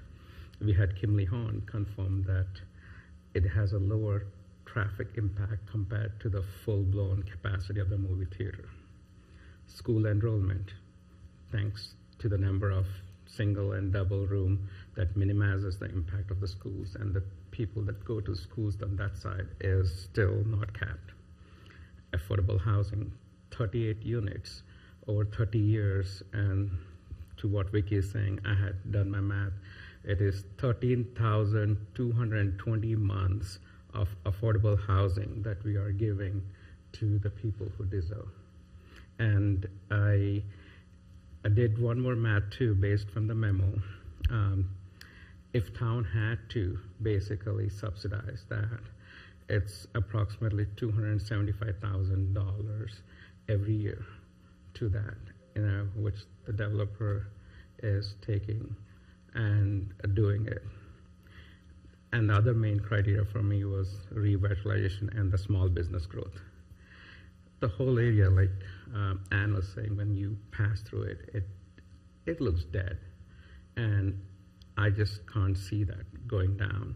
I've talked to a lot of people at Preston. They used to love the movie theater. That was like a happening place. They no longer want to go there. And the only place they go and hang out for the kids is Target, And this is talking hours and hours with several community members. And the residential, we have come a long way. They initially had quoted 376, came down to 250, and the mix of affordable housing is actually, much better for us. And I never look at it as a kind of just an apartment. It is like a mixed use with commercial experience and the entertainment of live, work, play. It is creating jobs, employments, and more than that, it is the best way to replace the movie theater. They have tried we have asked them hard questions. They have given us honest answers to my expectation, and nothing was fitting their performer. So from an economic point of view, yes, the applicant is putting close to $75 million, which fetches like $675,000 in one-time parkland payment in lieu. It aligns with our strategic goals of foster smart growth and highlight local strengths and promote inclusivity. And more than that, they have done, our new economic development person has also weighed in and said it is in the best interest. Expert insights from Michael Haley and Christina Coffey also give the importance of why it is. And a vote no is pretty much for us is a lost opportunity, vacant and deteriorating. In fact, the fact that we know that that whole building will be knocked off goes just beyond deterioration. It's an economic decline, and the risk to the small business, which for me it is more closer. I have told to Casto, I don't care about you all because you can make your P&L somewhere else. I care about the small businesses who are in that area who are giving you rent. And for me, that's not the right thing to do. For us, the decisions that we do today shape up Morrisville's future. So at the end, I am here to basically ensure that it's not just a rezoning of a mixed use. For me, it is the entire area is getting redeveloped. The lighting, I asked so many questions, the uplighting, everything, and more open space, and all kinds of stuff. So for me, it's like, Castro, this is your last chance to make this a Fenton or better than Fenton. And that is the reason, a voting no might be very easy for me and the safest choice, especially during election year. But however, I believe that by doing so, it's selfish decision, driven by personal and political consideration, rather than what I do is the best for Morrisville and its future. My responsibility is to serve the people and prioritize long-term prosperity of our community over short-term convenience. While my time in office might be limited, the decisions that we make have a lasting impact. As someone who lives and loves in this town, I want to walk and drive through Morrisville and with pride, not regret. At the end of the day, I answer to my conscience, and it compels me to vote yes. Thank you. Councilmember Fender, please. So I do appreciate the applicant making the adjustments that the council requested with regards to the workforce housing and using solar panels on the apartments. That's actually a really big deal, a step change to go to workforce housing for 30 years. This will be the first case of this in Morrisville, so I do appreciate that. However, I will say that even though with these concessions, there's still 250 apartments. And it's the biggest criticism I hear from my residents with Morrisville is that all we do is build more apartments and townhomes. And while these are 1 and 2 bedroom homes, where it won't necessarily increase the amount of students in our school system, it's still at the end of the day apartments. And I still believe that more apartments is not the best solution for this area. I don't know what the solution could have been. I still think there's a better solution to revitalize this area, whether it included a different type of venue, comedy club, bowling alley, Dave and Buster's, whatever.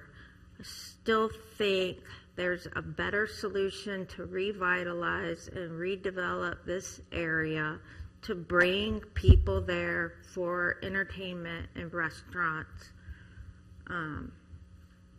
It's a better solution than just more apartments. That seems to be all we do in Morrisville, is just approve more apartments. And you know, at one point I was in favor of this project with the concessions you made with workforce housing.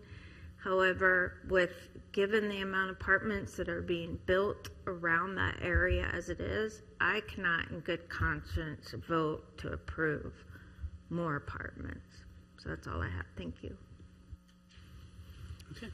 Like I said, there's been good discussion and good explanations of our thoughts and sharing our values, which is why we're here. So I have a motion and a vote to approve, a motion and a second to approve this development and this zoning map amendment. All those in favor, please say aye. Aye. Any opposed? Nay. So that's 5-2 carries forward. The nays are Mayor Cawley and Councilmember Fender. It passes. Okay. Thank you all, and thank you to staff, and thank you to the applicants. Our next item is future meetings, events. Oh, I'm sorry. Did you have anything else, Ms. Johnson? Thank you very much for helping shepherd this. No problem. Okay. Number 13, future meetings, events, and resident involvement opportunities. For a full listing of events, please see the town calendar at www.morrisvillenc.gov. We are now at council comments. I would like to recognize Councilmember Johnson, followed by myself.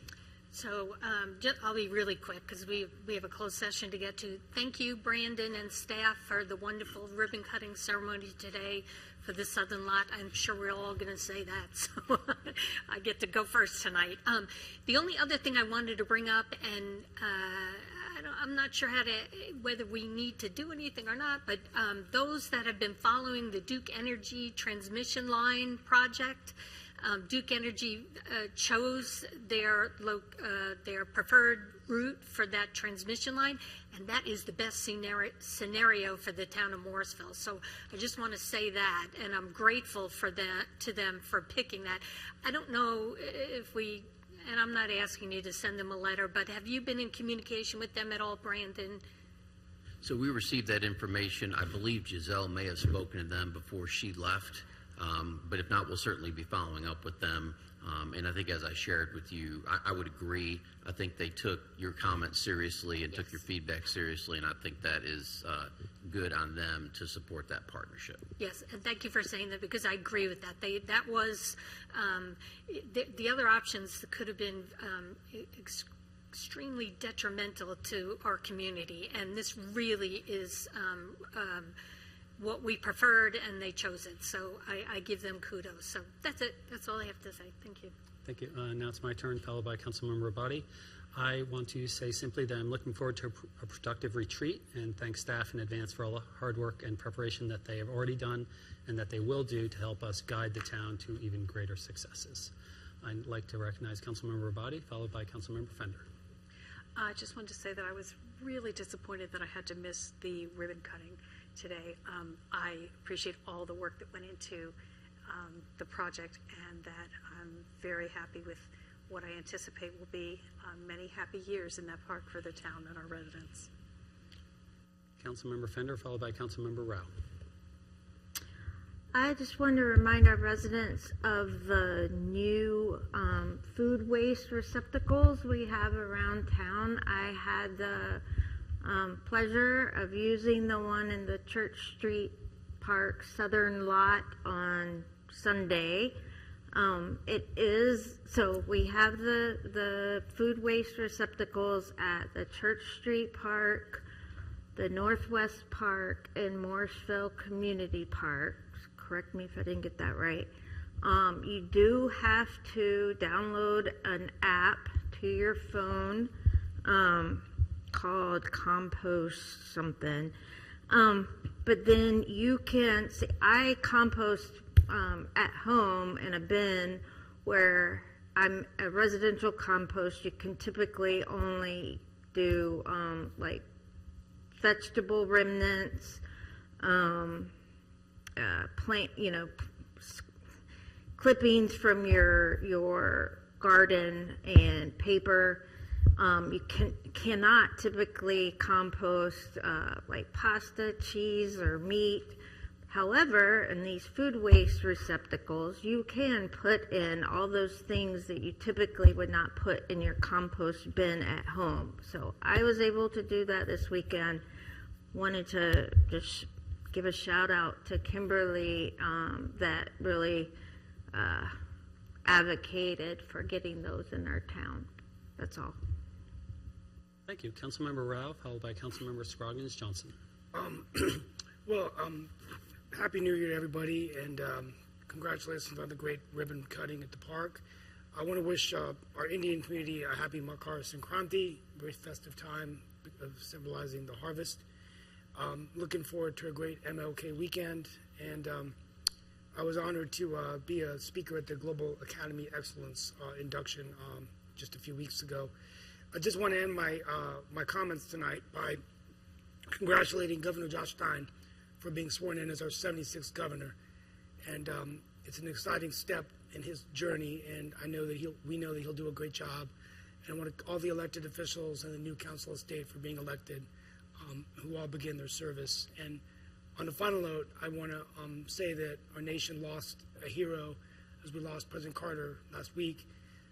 I had the honor of meeting him a few times at Emory, where I took a class that he taught and worked at the Carter Center, and it was there where I really learned about how somebody could do so many great things even when he was out of office. So I just know that his legacy will live on for future generations of Americans, and he'll never be forgotten. And it was just emotional to see this part of our history go, but he was one of the finest citizens our nation has ever produced, and I just wanted to say that from my record. Thank you. Councilmember Scroggins Johnson, followed by Mayor Pro Tem Garamella, please. It's hard to follow. Okay.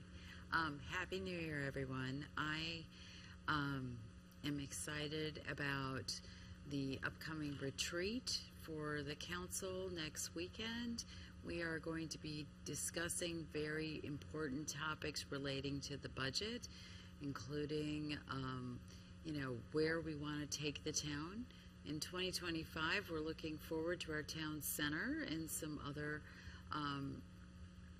expanded opportunities, but of course that will entail a lot of discussion and consideration, because we will have to make some prioritization and tough choices. So looking forward to discussion, and then following that, we want to hear from our public to make sure that we are in alignment so that we can move the town forward. Thank you. Mayor Pro Tem Garamella.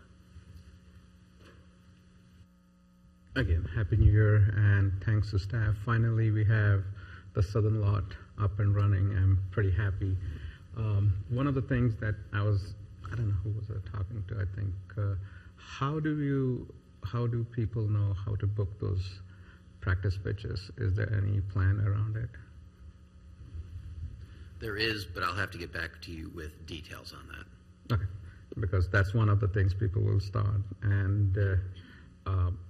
And other question also, just looking at it, will that be year-round, or will it use the calendar of the main Church Street pitch? So the two artificial should be available year-round. The others will have some rest period, and again, we'll clarify that as we formally open the park and offer those opportunities. Thank you. Now we pass it for staff comments, please, sir. Thank you, Mayor. Three quick ones and then a little bit of a comment. One, you have a sheet for meal selections for the retreat. If you would please complete that tonight, if possible, and leave that with Ms. Bianca. She'd like to get that all taken care of. You also have an email from me reference the Friday evening session for retreat.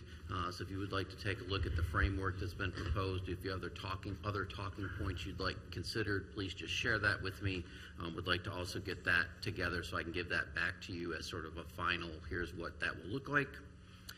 Also, you have an email from Aaron in regards to responding for prioritization of the NCLM legislative goals.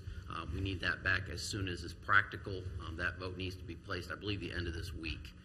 So if we could get that back in the next couple days to Aaron, we have several of those outstanding. We want to make sure everybody gets their voice heard in that compilation.